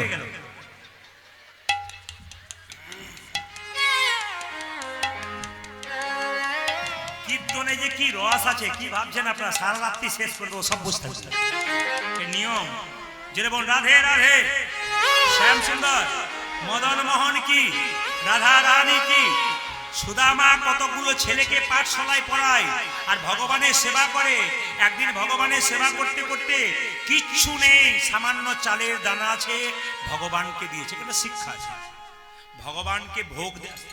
ভগবানকে ভোগ দেবেন আপনারা আতপ চালের অন্ন, সেদ্ধ চাল দেবেন না। যখনই আতপ চাল দেবেন আর রুটি দেবেন, যাই দেবেন, একটু ঘি মাখিয়ে দেবেন, পারলে ভালো। ঘি দিলে ভগবানের সেবাটা খুব পাকাপাকি হয়। খুব মাথা রাখবেন। ভগবানকে ফুল দেবেন, কিন্তু সেই ফুলটা যেন কারো বাড়ি থেকে চুরি করা ফুল না হয়। যেমন দেখবেন সকালবেলায় বাজারে সব মর্নিং ওয়াক করতে যায় কাকিমা মাসিমারা, ওরা কি করে পরের বাড়ির টপের গাছের ফুলটা দিব্যি ঝুলছে, না বলে তুলে গোবিন্দকে দিল। বলুন সেবা হলো? তাহলে যে না বলে চুরি করে তাকে কি বলা হয়? চুরি করা বলা হয়, না বলে না হয়। ফুল গাছ থেকে যখন ফুল তুলবেন, সবাই তাকান, প্লেন হয়ে গেল, প্লেন হয়ে গেল, এইদিকে তাকাও, আমার দিকে তাকাও, প্লেন হয়ে গেল। এইদিকে কি বললাম? সবাই তাকান।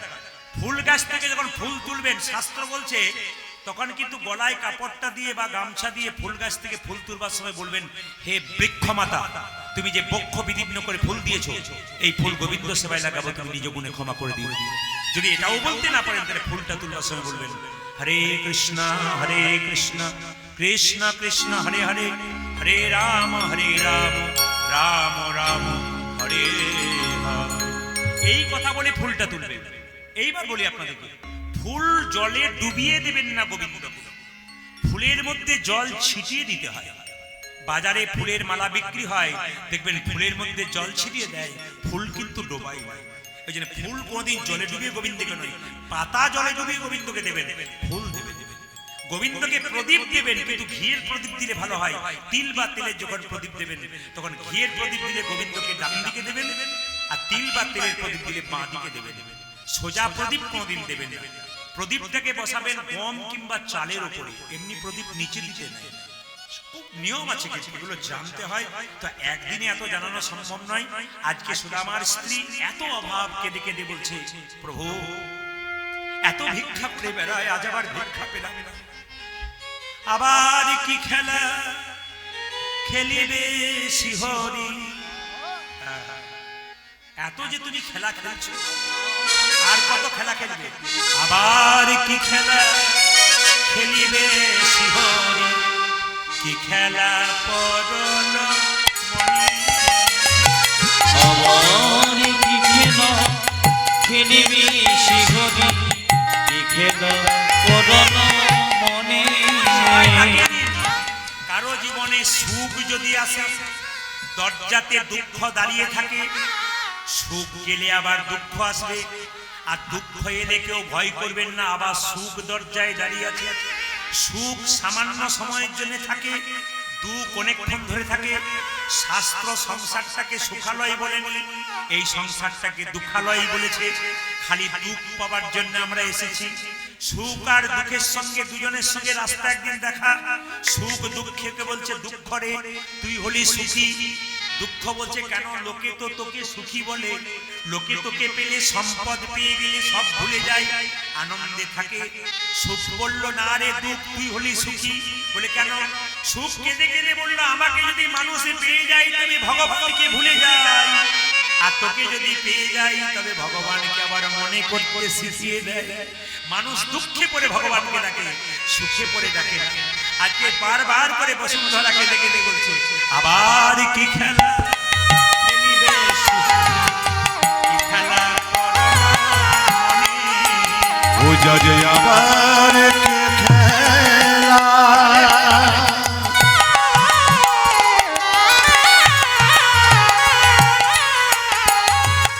খেলিবি শিহরি, কি খেলা পরল মনে।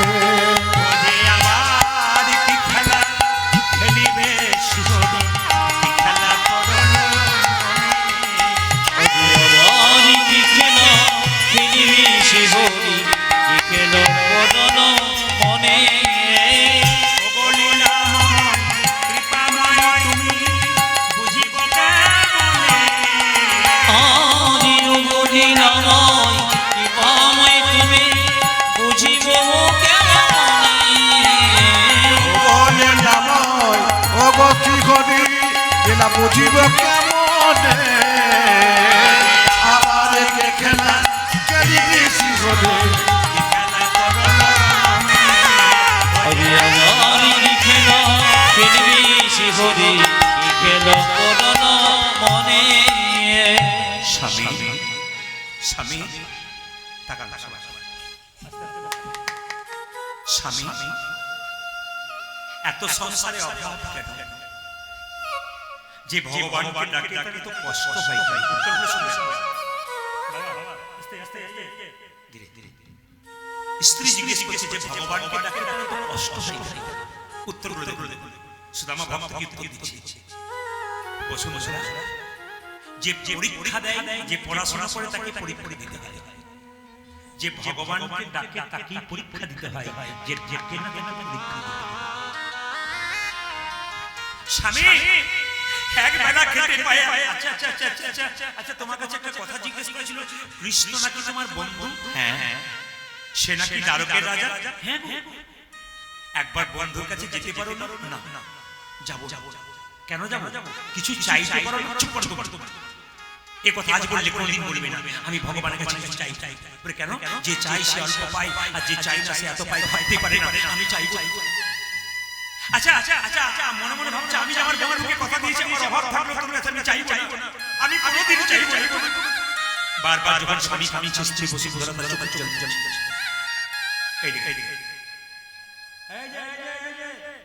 স্বামী স্ত্রীর সম্পর্কটা হচ্ছে চোখ এবং হাতের যারা মায়েরা বসে আছেন স্বামী স্ত্রী কীর্তন শুনতেছেন মন দিয়ে শুনুন স্বামী স্ত্রীর সম্পর্ক হচ্ছে চোখ এবং হাতের হাত যদি ব্যথা পায় চোখ কাঁদবে আর চোখ যদি কাঁদে হাত হাত জল মুছিয়ে দেবে এ হচ্ছে স্বামী স্ত্রী আর স্বামী স্ত্রী কাকে বলে বাবা সারাদিন পরিশ্রম করার পর স্বামী যদি বেলা 3টের সময় আসে স্বামীকে দেবার পর স্ত্রী যদি খায় এনারা সুখী স্বামী বেলা 3টের সময় এলো দুজনে একসঙ্গে ভজন করতে পারে আর সন্ধ্যাবেলায় গোবিন্দের মন্দিরে একসঙ্গে ভজন করতে পারে তবে এদের মতো সুখী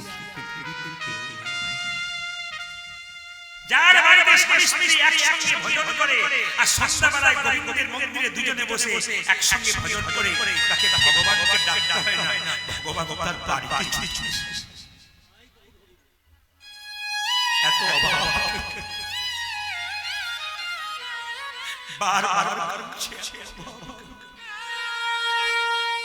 শুনবেন ভালো একজন নারী হলো একজন স্ত্রী মানসিক রোগের ডাক্তার একজন মহাপুরুষের কথা আমি পড়ছিলাম সেদিন খুব সুন্দর লেখা ছিল এইদিকে একজন নারী একজন স্বামী একজন স্ত্রী একজন স্বামীর মানসিক রোগের ডাক্তার কিরকম স্বামী যদি বিপথে চলে যায় উল্টো পথে চলে যায় স্ত্রী তাকে সোজা পথে আনতে পারে ক্ষমতা আছে কিন্তু স্ত্রী যদি বেঁকে যায় স্বামীর ক্ষমতা নাই স্ত্রীকে সোজা পথে আনতে পারে নবদ্বীপ কালকার গান আছে ভগবান মহাপ্রভুর জায়গা জায়গা গান আছে কাল বিকেল 5টা থেকে ওখানে আমার গান আছেন ওনারা বলেছেন বৈকাল 5টায় বহু বয়স্ক মানুষের ভাব হবে বহু ভিড় হবে 5টার মধ্যে আপনাকে আসলে তুলতে চাই তো একটা কথা শুনবেন যে যেখানে বসে আছেন আপনার মন দিয়ে শুনবেন তো যে কথা দিয়েছিলাম একজন মহাপুরুষের ওখানে দেখবেন একজন ছিলেন ইস্কনে তার নাম হচ্ছে প্রভুপাদ সবাই নাম শুনেননি এই প্রভুপাদ একতলার নিচে বসে ক্লাস করতো ভগবত শিক্ষা সবাইকে দিত তার স্ত্রী কিন্তু দুতলার উপরে বসে পেপার পড়তো পায়ের উপর পা স্ত্রীকে এতবার বলেছিল তুমি এই পথে এসো আমি যাব না তুমি থাকো তোমাকে বাধা দিচ্ছি একদিন শ্রীমদ্ ভাগবত গীতা টেবিলে নামানো ছিল তার স্ত্রী বিক্রি করে দিয়েছে ফেরিওয়ালাদেরকে চা কিনে নিয়েছে হঠাৎ প্রভুপাদ জিজ্ঞেস করছে উপরে গিয়ে ছাদে তার স্ত্রী বসে আছে পেপার পড়ছে চা খাচ্ছে জিজ্ঞেস করছে শ্রীমদ্ ভাগবত গীতাগুলো কই টেবিলে ছিল আমি বিক্রি করে দিয়েছি তুই বিক্রি করে দিচ্ছ হ্যাঁ বিক্রি করে দিচ্ছি কি করেছো চা কিনে খেয়েছি সঙ্গে সঙ্গে প্রভুপাদ বলেছে তুমি কাকে চাও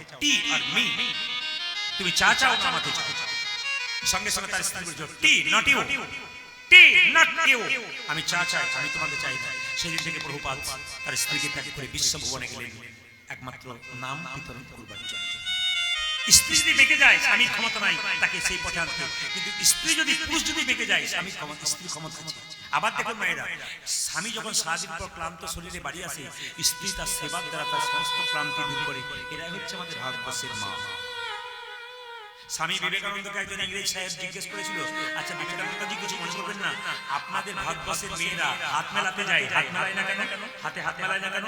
স্বামী বিবেকানন্দ জিজ্ঞেস করেছিল, আপনি তো বিদেশের মানুষ, আপনাদের ওখানকার যে রানী, রাজার স্ত্রী, সে হাত মেলায়? বলছে না, মেলাই না।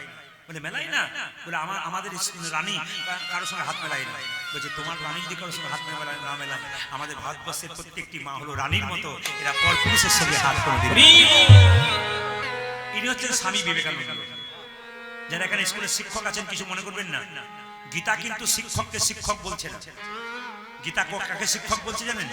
গীতা বলছে শিক্ষক তাকে, বলছে যে শিক্ষক যে কথাগুলো আসলে বলবে বা স্কুলে বলবে সেগুলো যদি মানতে পারে তবে শিক্ষক, না মানলে কিন্তু নয়। মহাপ্রভু একই কথা বলেছেন, আপনি আচরি ধর্ম অপরে শেখাই, আপনি না আচরিলে অপরে শেখানো না যাই। নিজে আচরণ করা অপরকে শেখা। অনুকূল ঠাকুরও একই কথা বলেছেন, শিক্ষা মুখে আছে কিন্তু ব্যবহারে নাই। এই শিক্ষার কোনো দাম নাই। মুখে বড় বড় বাদ বলবে আর নিজে ব্যবহার করবে না, এর কি মানে হয়? আগে নিজে যেটা বলছো সেটা করো, তারপর জগৎকে শিক্ষা দাও। আর তুমি নিজে বিড়ি খাচ্ছ, ছেলেকে বলছো বিড়ি খাস না, তাহলে ছেলে শুনবে কেন? ও তো দেখছে আপনাকে। আপনি আগে নিজের শুধরে যান, দেখবেন আপনার ছেলেও শুধরে যাবে। আপনি লোকের নিন্দা করে করে বেড়াবেন, আপনার ছেলে নিন্দুক তৈরি হবে। আপনি সমালোচনা করে বেড়াবেন, আপনার ছেলে ওরকম তৈরি হবে। আপনি ভালো বাবা হবেন, আপনি ভালো বাচ্চা দিয়ে যাবেন। আপনি ভালো মা হবেন, আপনি ভালো বাচ্চা দিয়ে তৈরি হবেন। এই জন্য ভালো বাবা ভালো মা হন। আমাদের ভারতবর্ষ শুধু নয়, পশ্চিমবাংলা শুধু নয়, প্রত্যেকটি গ্রামে গ্রামে সুসন্তান তৈরি হবে, কৃষ্ণ ভক্ত হবে। আর এটা হলে খুব আনন্দ পাবো। আমি প্রদীপ পাল বা সব জায়গায় বলি, কৃষ্ণ ভক্ত হয়ে যান, দেখবেন নিন্দা থাকবে না। আমার দেখবেন প্রায় জায়গাতে আমি যেখানে যাই দূরে দূরে, সেখানে সাংবাদিকরা আসে এবং সাংবাদিকরা আমাকে বলে, আপনার নামে ফেসবুকে 2-4 জন উল্টো পাল্টা বলে। কেন বলে?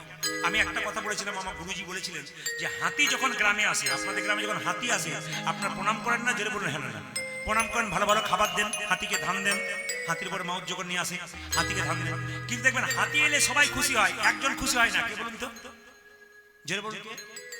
হ্যাঁ, এখানে একজন বলেছে কুকুর। ওর কিন্তু খুব বিরক্ত লাগে। হাতি এলে দেখবেন সবার ভালো লাগে, ও বেটার করে মধ্যে ভালো করে ঘেউ ঘেউ ঘেউ ঘেউ করে। এই জন্য গ্রামে গ্রামে যদি প্রতিভা নামক হাতি যায়, তবে কুকুর নামক কিছু মানুষ আছে ঘেউ ঘেউ ঘেউ ঘেউ করবে, এদের দিকে তাকাবেন না। হাতি তো হাতির রাস্তাতে। জোরে বলুন রাধে রাধে। আরো জোরে বলুন, আরো জোর से बोलना पड़ेगा। दोनों हाथ उठा के बोलो, प्रेम से बोलो, आरो जोरे बोलो। हाँ, राधा रानी की, श्याम सुंदर की, मदन मोहन की, हरिवासर की, साधु बस की, ठंडा লাগছে কি? পরীক্ষা করে দেখলাম যে আপনারা কেমন ডুবে গেছেন। একবার যেন রাধা রানী কি। মায়েরা, কৃষ্ণ বলল, সুদামা বলল, যেতে পারি আমি একটা শর্তে, আমি কিছু চাইবো না। স্ত্রী মনে মনে ভাবলো, আরে একবার যাক না, গেলেই তো কাজ। স্বামী তোমাকে চাইতে হবে না, বহুদিন পর তো বন্ধুর সঙ্গে দেখা হবে। শোনো বসুন্ধরা, আমি বন্ধুর কাছে যেতে পারি, কিন্তু বন্ধুর কাছে বন্ধু বহুদিন পরে গেলে খালি হাতে যেতে নাই, কিছু নিয়ে যেতে হয়। কি নিয়ে যাব? কি নিয়ে যাবে তুমি? আমার বন্ধু কৃষ্ণ চিড়ের নাড়ু খেতে ভালোবাসে, তুমি নাড়ু দিলে আমি যাব। তার স্ত্রী গ্রামের চারিদিকে ভিক্ষা করে করে বেড়াচ্ছে। চিড়ে ভিক্ষা কেন? কৃষ্ণকে দেবে বলে। স্ত্রী বসুন্ধরা স্বামীকে বন্ধুর কাছে পাঠাবে বলে কৃষ্ণ জন্য ভিক্ষা করছে। ভিক্ষা দাও গো নগরবাসী, ভিক্ষা দাও আমায়, ভিক্ষা দাও গো নগরবাসী, ভিক্ষা দাও আমায়। ভিক্ষা দাও গো নগরবাসী, ভিক্ষা দাও আমায়। আজ ভিক্ষা দাও গো নগরবাসী, ভিক্ষা দাও আমারে। তোমাদের ভিক্ষার দেবো পাবে শ্যামরা, তোমাদের ভিক্ষা দেবো পাবে শ্যামরা। আজ তোমাদের ভিক্ষা দেবো পাবে শ্যামরা। ভিক্ষা দাও নগরবাসী, ভিক্ষা দাও আমায়। আজ ভিক্ষা দাও গো নগরবাসী, ভিক্ষা দাও আমায়।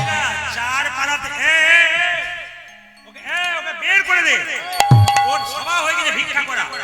গ্রামের লোক সুদামার স্ত্রীকে বলছে ভিক্ষা করা স্বভাব, বের করে দে। চার বাড়ি থেকে 4 মুষ্টি চিড়ে এনে বললো, স্বামী তোমাকে চিড়ে দিলাম, গুড় দিতে পারলাম না, নাড়ু তৈরি করবার ক্ষমতা আমার নেই। তবে তোমার গামছাতে শুকনো গামছাটা আমি বেঁধে দিলাম, তুমি নিয়ে যাও। বন্ধু যদি বলে কি এনেছিস তবে দেবে, নলে দেবার দরকার নাই। মায়েরা চিড়ে নিয়ে যাচ্ছে। আপনার মন্দিরে আপেল কলা নিয়ে যান, ভগবান কি খায়? ভগবান খায়। কি করে দেখে? তুমি প্রেমের ভাবে নিয়েছো না অহংকারে ভাবে নিয়েছো? দেখুন সুদামা চলে যাচ্ছে চিড়েগুলোকে নিয়ে, যেতে যেতে গাইছে ওই কৃষ্ণ, বারবার করে ডাক সাক্ষী রেখে বলছে ওই কৃষ্ণ। আবেগটা দেখো, প্রতিটি পদাবলী যে গাইছি আমি, পদাবলী ছক এবং আবেগটা দেখুন। চলে যাচ্ছে কে? সুদামা কৃষ্ণের কাছে। ওই কৃষ্ণ কোথায়? কৃষ্ণ কোথায়? প্রাণে সখা। আজি কই কৃষ্ণ কোথায়? কৃষ্ণ কোথায়? প্রাণে সখা। ওই কৃষ্ণ কোথায়? কৃষ্ণ কোথায়? প্রাণে সখা। আজ কই কৃষ্ণ কোথায়? কৃষ্ণ কোথায়? প্রাণের সখা। অনেকদিন দেখি নাই তোরে, একবার দে দেখা। আমি অনেকদিন দেখি না তোরে, একেবারে দেরে দেখা। সুদামার মতো নিজেকে আপনি সেবা নিয়ে যাচ্ছেন, গোবিন্দ কেমন গ্রহণ করবে? ও যে অনেকদিন দেখি নাই তোরে, একবার দে দেখা। উজারি জনে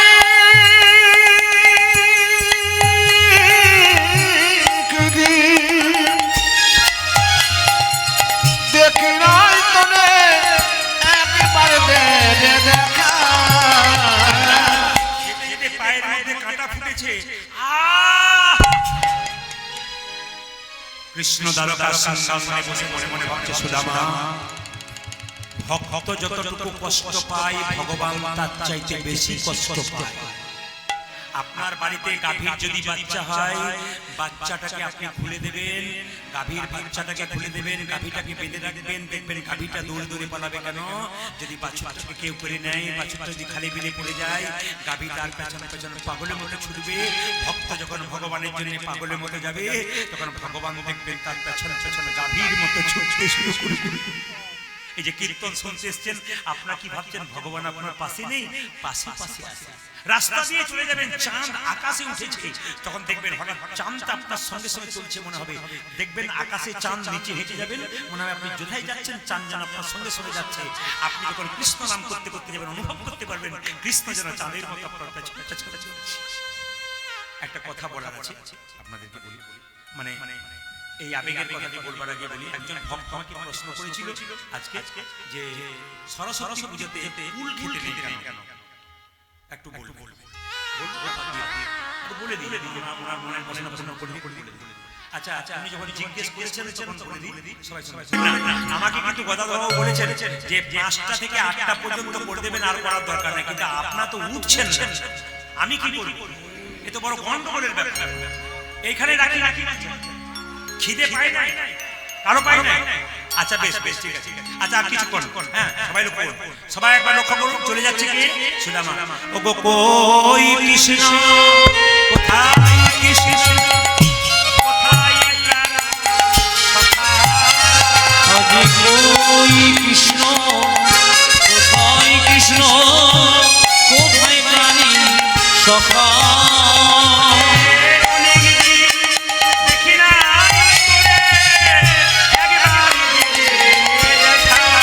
উজারি জনে দেখি নাই তোরে, একবার দে দেখা।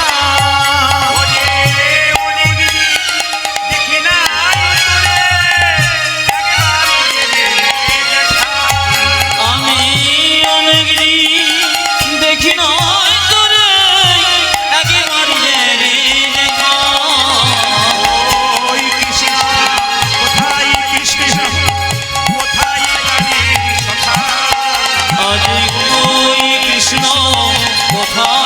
কৃষ্ণ কোথায় প্রাণীর সখা মায়েদেরকে বলবো এই সময়টাতে একটু মাথায় কাপড়টা নিন, বাবাদেরকে বলবো মাথায় যার যার আছে শীতের দিন নিতে ভালো, এই সময় করজোড়ে বসুন, এই জায়গাটা সবাই দর্শন করবেন, একবারে ভক্তি করি, একবারে স্টপ সবাই টাকা।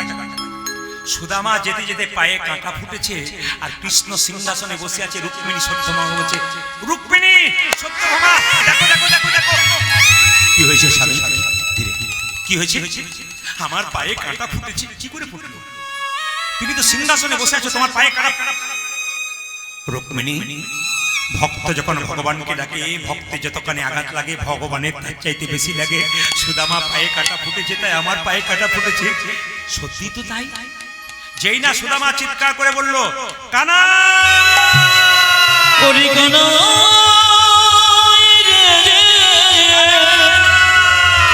কানা বই রে পাহারাদার বলে উঠলো, কাহা যাওগে তুম? হ্যাঁ ভিখারি, তুমি কাহা যাওগে? আমি ভিখারি নই গো, তোমাদের এই রাজা কৃষ্ণ, আমি তার বন্ধু। দূর হয়ে যাও, তুমি আমাদের রাজার বন্ধু? একবার গিয়ে বলো যে তোমার রাজার বন্ধু এসেছে, বাস নাম বলো সুদামা।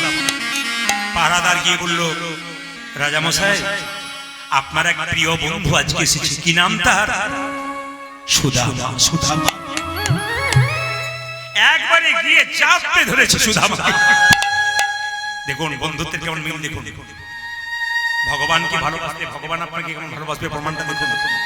সুদামাকে জড়িয়ে ধরে সুদামাকে সিংহাসনে বসিয়ে দিয়েছে। সুদামা বলছে, দেখ দেখ, আমি ভিখারি মানুষ, আমাকে সিংহাসনে বসাচ্ছিস কেন ভাই? আমি নিচে বসি, তুই সিংহাসনে বস, তুই রাজা, আমাকে না না না না না না আমাকে। সুদামা, তুই সিংহাসনে বস। সুদামা, তুই সিংহাসনে বস। তুই ভিখারি কেন রে? যে ভগবানের জন্য সবকিছু দিয়েছিস, সে কখনো ভিখারি? এই জগতে যার প্রচুর টাকা থাকে, গাড়ি থাকে, সে বলে আরো চাই আরো চাই আরো চাই, ওই তো ভিখারি রে। তুই ভিখারি কি করে হলি? তুই যে কৃষ্ণ ধনে ধনী। এই জগতে যারা কীর্তন শুনতে এসেছেন তারা তো কৃষ্ণ ধনে ধনী। আপনাদের ভিখারি বলা হচ্ছে কেন? আপনার তো পরম ধনের ভিখারি। আয় আয় আয়, তোর পা দুটো ধুয়ে দি। রুক্মিণী সত্যভামা, জল নিয়ে এসো, আমার বন্ধুর পাটা ধুয়ে দেবো। যেই না পাটা ধুয়ে দিচ্ছে, রক্তগুলো ধুয়ে দিচ্ছে, রুক্মিণী সত্যভামা মনে মনে ভাবছে, এ কেমন বন্ধু এলো রে বাবা। স্বয়ং ভগবানের সবাই পা ধুয়ে দেয়, আর স্বয়ং ভগবান তার বন্ধুর পা ধুয়ে দিচ্ছে। সুদামা, আমি তোর পা ধুয়ে দিচ্ছি কেন জানি? ভক্ত তো আমার চরণ পেলে, আমার চরণ শুনবেন, বড় আবেগে দেখেছি, আমার চরণ ধুইয়ে দেয়, কিন্তু আমি তো ভক্তের চরণ ধোবার সুযোগ কোনোদিন পাইনি। আজ আমি ভগবান হয়ে ভক্তের চরণ। তুই আমার পায়ে হাত দিচ্ছিস কেন? আমি দেখবো বলতে কি আনন্দ আছে তোর চরণ যদি বারবার কৃষ্ণ বুকে নিচ্ছে। ভগবানকে যদি সত্যিকারে ভালোবাসা যায়, তবে ভগবান ভক্তের চরণ ধোয়া জল যায়। হঠাৎ করে জিজ্ঞেস করছে, আচ্ছা সুদামা, তুই বিয়ে করেছিস? সুদামা বলে, হ্যাঁ রে, হ্যাঁ হ্যাঁ বিয়ে করেছি তো। আমার স্ত্রী সুদামা, আমার স্ত্রী বসুন্ধরা তোর কাছে পাঠালো। আরে সুদামা, কৃষ্ণ বলছে, তুই যে বিয়ে করেছিস আমাকে নিমন্ত্রণ করিস? উত্তরটা শুনুন কেমন দিচ্ছে সুদামা। কৃষ্ণ বলছে, তুই যে বিয়ে করেছিস আমাকে নিমন্ত্রণ করিস? সুদামা বলছে, হ্যাঁ রে, আমি তো একটা বিয়ে করেছি, তুই তো 16,101টা বিয়ে করেছিস, তুই তো একবার নিমন্ত্রণ করিস। জেনে বলুন, হ্যাঁ না হ্যাঁ না, হ্যাঁ কেমন উত্তর দিচ্ছে? আমি তো একটা বিয়ে করলাম, আমি নিমন্ত্রণ করতে ভুলে গেলাম। তুই তো 16,101টা বিয়ে করেছিস, তুই কবার নিমন্ত্রণ করেছিস? এ বাদ দে বাদ দে বাদ দে, আমি হেরে গেছি, আমি হেরে গেছি। ভক্তের কাছে ভগবান সবসময় হেরে যায়। ভক্তের কাছে ভগবান সবসময় হেরে যায়। ভক্ত যদি ভক্তি দেয় তবে ভগবান সবসময় হেরে যায়। আচ্ছা সুদামা, একটা কথা বলতে ভুলে গেছিলাম, বন্ধু যদি বন্ধুর কাছে কোনোদিন আসে, কিছু নিয়ে আসে, তুই আমার জন্য কি এনেছিস?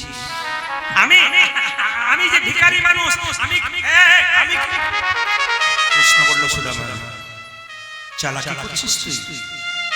আমি কিছু বুঝি না না, জগতে কোথায় কি ঘটনা ঘটছে সব আমি জানি। আমি বুঝি তুই কিছু এনেছিস, লুকোবার চেষ্টা করছিস কেন? দেখি দেখি দেখি দেখি দেখি দেখি দেখি দেখি কি দ্রব্য এনেছো সখা দাও দেখি আমার। ঈদ হয়ে নেছো সখা দাও দেখি আমারে। কি দ্রব্য এনেছো সখা দাও দেখি আমার। আজ কৃতজ্ঞ এনেছো সখা দাও দেখি আমারে। ভূগোল দেওয়া দিচ্ছে বারবার। সুদামা কি বললো, যেই না লুকাবার চেষ্টা করছে সঙ্গে সঙ্গে কৃষ্ণ বললো দে বলছে দে বলছে দে। যেই না কৃষ্ণ সঙ্গে সঙ্গে সুদামার কাছ থেকে ওই নাড়ু, চিড়ের নাড়ু, যে নাড়ু তো করতে পারেনি, চিড়েগুলো বাঁধা ছিল শুকনো গামছাতে। সুদামা তুই আমার জন্য চিড়ে এনেছিস? তুই আমায় কত ভালোবাসিস রে। লোকে আমাকে মিষ্টি খাইয়ে খাইয়ে আমার জিভটাকে নিরস করে দিয়েছে, আর তুই ও মা আবার চিড়েগুলো ভিজিয়ে এনেছিস যাতে আমার গলায় না লেগে যায়। সুদামা কেঁদে কেঁদে বলে কানাই রে, আমি আনবার কালে তোর জন্য শুকনো চিড়ে আনছিলাম। আনতে আনতে ভাবছিলাম আমি শুকনো চিড়ে কেমন করে আমার বন্ধুর কাছে দেব। আমার বন্ধুকে কতজন সোনার থালায় রূপোর থালায় পায়েস দেয়, আমি শুকনো চিড়ে কেমন করে দেব এই কথা ভাবতে ভাবতে আমার চোখের জলে চিড়ে ভিজে গেছে। ওরে গনা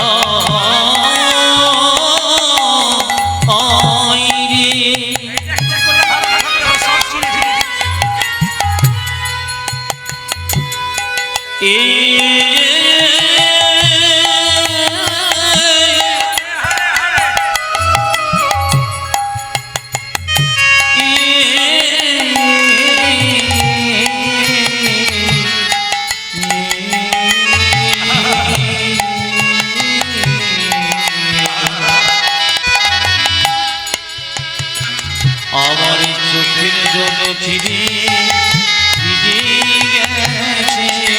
কানাই কানাই কানাই বলে চোখের জল চিরে ভিজে গেছে। ও যে কানায় কানায় কানায় বলে জলে বুড়ি ভাসায় কানায় কানায় ওরে নয়ন জলে বুড়ি ভাসায় কানায় কানায় কানায় ওরে নয়ন জলে বুড়ি ভাসায়। চোখের জল ছেড়ে ভিজে গেছে রে।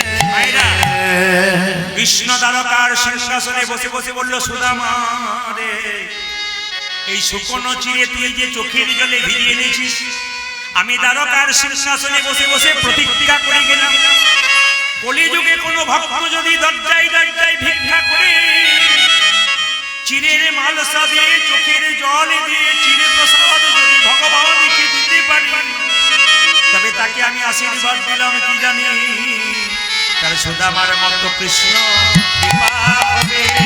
আর সুদামার মতো কৃষ্ণ কৃপা হবে। সুদামার মতো কৃষ্ণ কৃপা হবে। সুদামার মতো কৃষ্ণ কৃপা হবে। জলে বুকে ভাসাইয়ে সুদামার মতো কৃষ্ণ কৃপা হবে। ওরে নয়ন জলে বুকে ভাসায় হরি হরি হরি বলে নয়ন জলে ভিজে ভাসায় হরি হরি হরি ও যখন নয়ন জলে ভিজে ভাসায় হরি হরি হরি বলে সুদামার মতো কৃষ্ণ কৃপা হবে।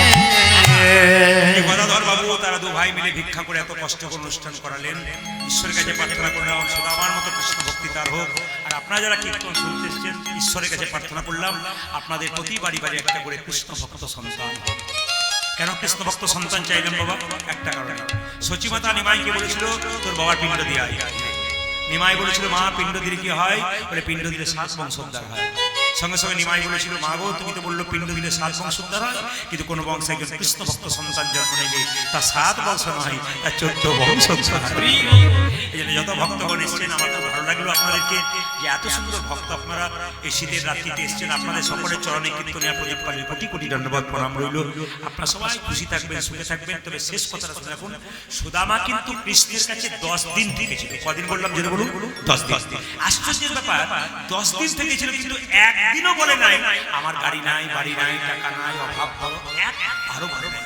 সুদামা সব জানে যে কুড়ে ঘরে বাস করে, কৃষ্ণ সব জানে সুদামা কুড়ে ঘরে বাস করে, খেতে পায় এক বেলা পায় না, সব জানে। তবে পরীক্ষা করছে, আরে কৃষ্ণ তোর কোনো অভাব নেই তো? কি রে অভাব তো একটু ছিল, সব তো চলে গেছে। বলে কেন? তোকে পেয়ে সব অভাব চলে গেছে। আগে আমার অভাব ছিল, তোকে পাওয়ার পর সব অভাব চলে গেছে, তাই নাকি? আচ্ছা আচ্ছা, বলছিলাম কি তুই কিছু চাইবি? কি চাইবো? তোকে পেয়েছি, কৃষ্ণ ধনকে যে পেয়েছে তার আবার চাইবি কি আছে? 10 দিন রইল, কিছুই চাইল না। সবাই তাকান, সুদামা 10 দিন পরে চলে যাচ্ছে, আর কৃষ্ণ মনে মনে ভাবছে, সুদামা তুই আমার কাছে কিছুই চাইলি না, তোকে আশীর্বাদ করলাম সুদামা তুই ভালো থাকিস। সুদামা তুই ভালো থাকিস। যে কীর্তন শুনলেন, ভগবানের আশীর্বাদ পাবেন। সুদামা যে এতক্ষণ ধরে রইল 10 দিন ধরে, কৃষ্ণ শেষ কথা শুনুন, সুদামা তুই ভালো থাকিস। ও যাতে সুদামা তুই ভালো থাকিস।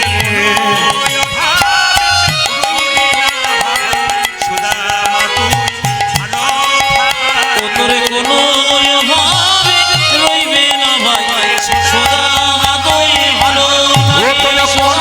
ঘরে রইবে না ভাই, সুদামা তুই ভালো থাকিস। কোনো ঘরে রইবে না ভাই। সুদামা তুই ভালো ও যাতে থাকিস। সুদামা তুই ভালো থাকিস। যাদেরকে ডাকছে সেবা করার জন্য মাত্র 2 মিনিট মিলনটা করে দিতে হবে। সবাই মাত্র 2 মিনিট মিলনটা করে দিতে হয়। সবাই সেবা সবাই পাবেন, মিলনটা করে দিতে হয়। একটু শুনে নিন, যে যেখানে বসে আছেন। সুদামা কৃষ্ণের সঙ্গে, সুদামা যখন বাড়ি ফিরে গেল, দেখতে পেল বিরাট বড় বাড়ি, তার স্ত্রী একবারে রাজরানী সেজে তার কাছে আসে। কৃষ্ণ সুদামা কোনো মতেই ভাবতে পারেনি যে আমি এরকম একটা বাড়ি পাবো। সুদামা পরের জন্মে কিন্তু সুন্দরানন্দ ঠাকুর রূপে জন্ম নিল। সবাই মিলে সুন্দরানন্দ ঠাকুর বন্দি বড়ই আসে, সুন্দরানন্দ ঠাকুর বন্দি বড় আসে।